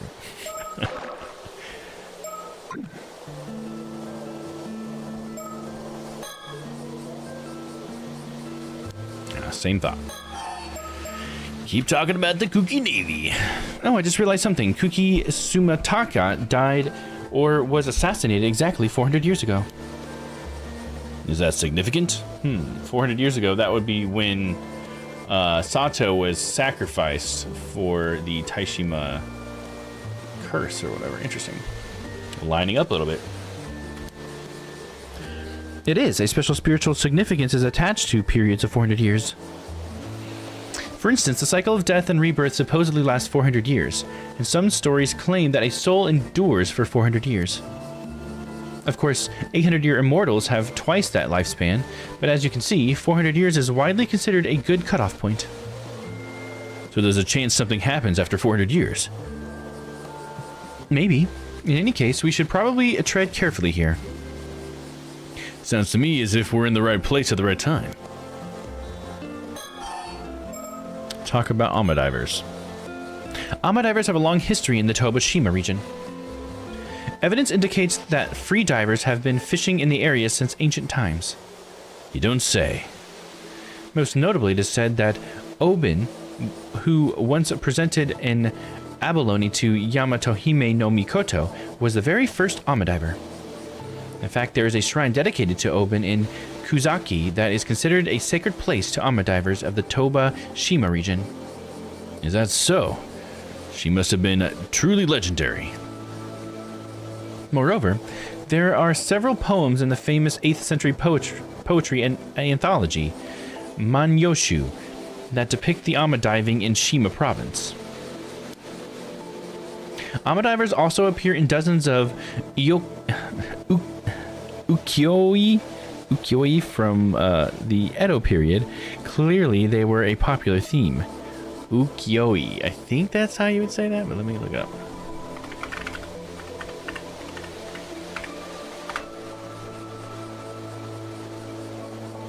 Oh, yo-yai. Ukiyo-yai. Okay. Ukiyo-yai. Okay. A school of Japanese art depicting subjects from everyday life, dominant in the 17th and 19th century. Okay, so it's kind of almost like candid paintings. Ukiyo-e meaning pictures of the floating world is a genre of Japanese art comprising woodblock prints and paintings of everyday life, urban entertainment, and landscapes. Depicted the hedonistic, transient lifestyle of the Edo period, often featuring kabuki actors, courtesans, and scenic spots. Ukiyo-yai. I'm not going to remember that, but that's pretty cool. I may remember the meaning, but I won't remember how to pronounce it. Amadivers also appear in dozens of ukiyo-e from the Edo period. Clearly, they were a popular theme. It's quite incredible to think that their method of fishing has not only endured for so long, but has been recorded in such exquisite detail. There is another point worth noting. Amadivers have long been likened to mermaids for their skill and grace. You could even argue that the Amadiver culture that is so deeply rooted in this place is interwoven with the region's mermaid legends. Ah, yes, there's a theory that the mermaids of the Ise Bay were simply Amadivers. It does seem likely there's a connection between the two. I wouldn't be surprised if they were the originators of the legend. Perhaps. But I'd be beyond disappointed if that's all there is to it. Oh, right. I need mermaids to be real. By the way, there's another legend surrounding the Amadivers of the Toba-Shima region regarding something called the Tomokazuki. The Tomokazuki? It is believed that an Amadiver may encounter a copy of herself underwater, who will then offer her an abalone. If she accepts, the Tomokazuki doppelganger will drag her to the bottom of the sea, never to be seen again. Ack, Cersei, please don't spring scary stories on me out of nowhere. That's why the Amadivers of this area wear the seaman and dolmen symbols on them while they dive. It's a tradition that has continued right up to the present day. there must be some reason for it beyond pure superstition. Interesting.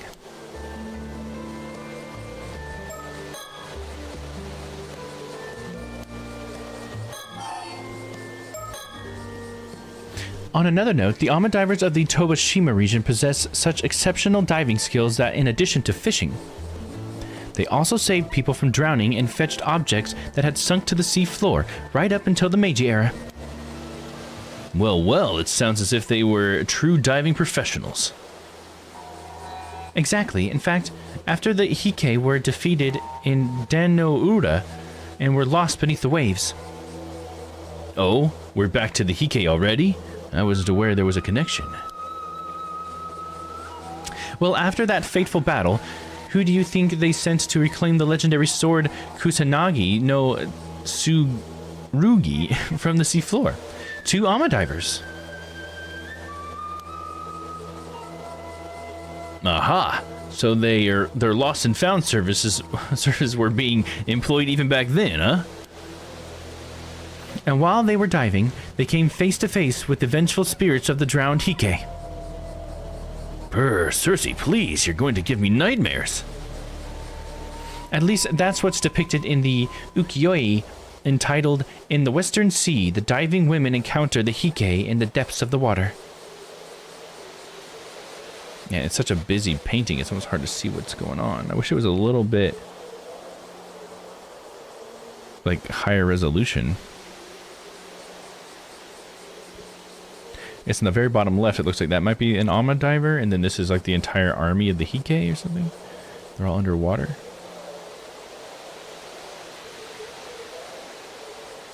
Huh, interesting. And there's like a dragon here. I guess that's the Ryugu thing, because I think Ryu is a dragon.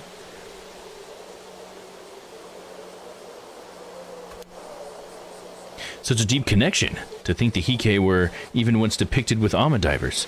They truly are a symbol of the Ise-shima region. Yes, but the setting for the ukiyo-e in Dan-no-Ura, which isn't anywhere near here.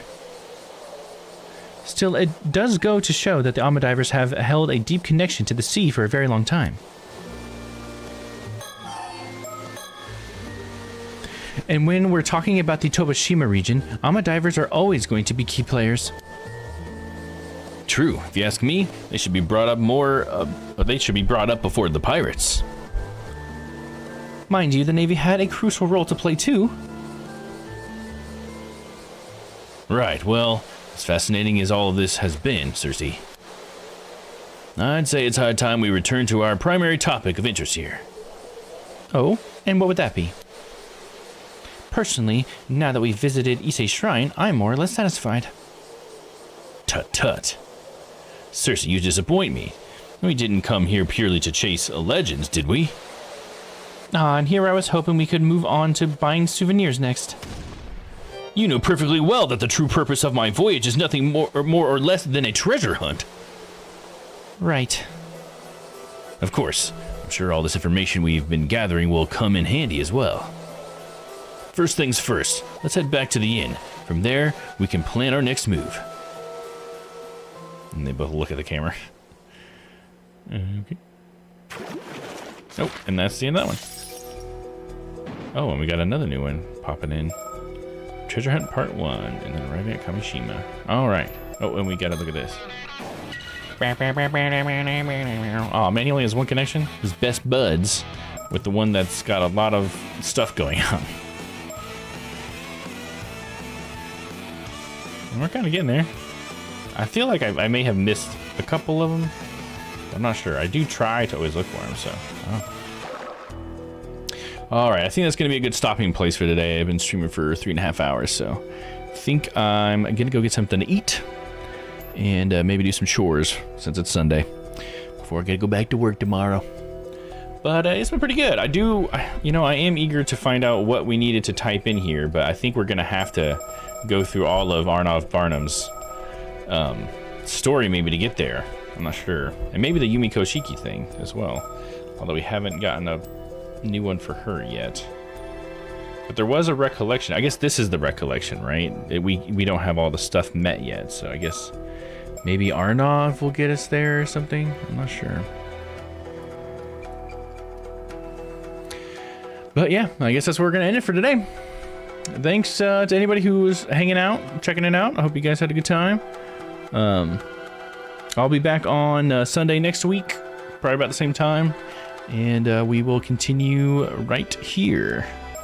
So you guys have a good one. Till next time I see you, stay happy, stay healthy. See you later. Bye-bye.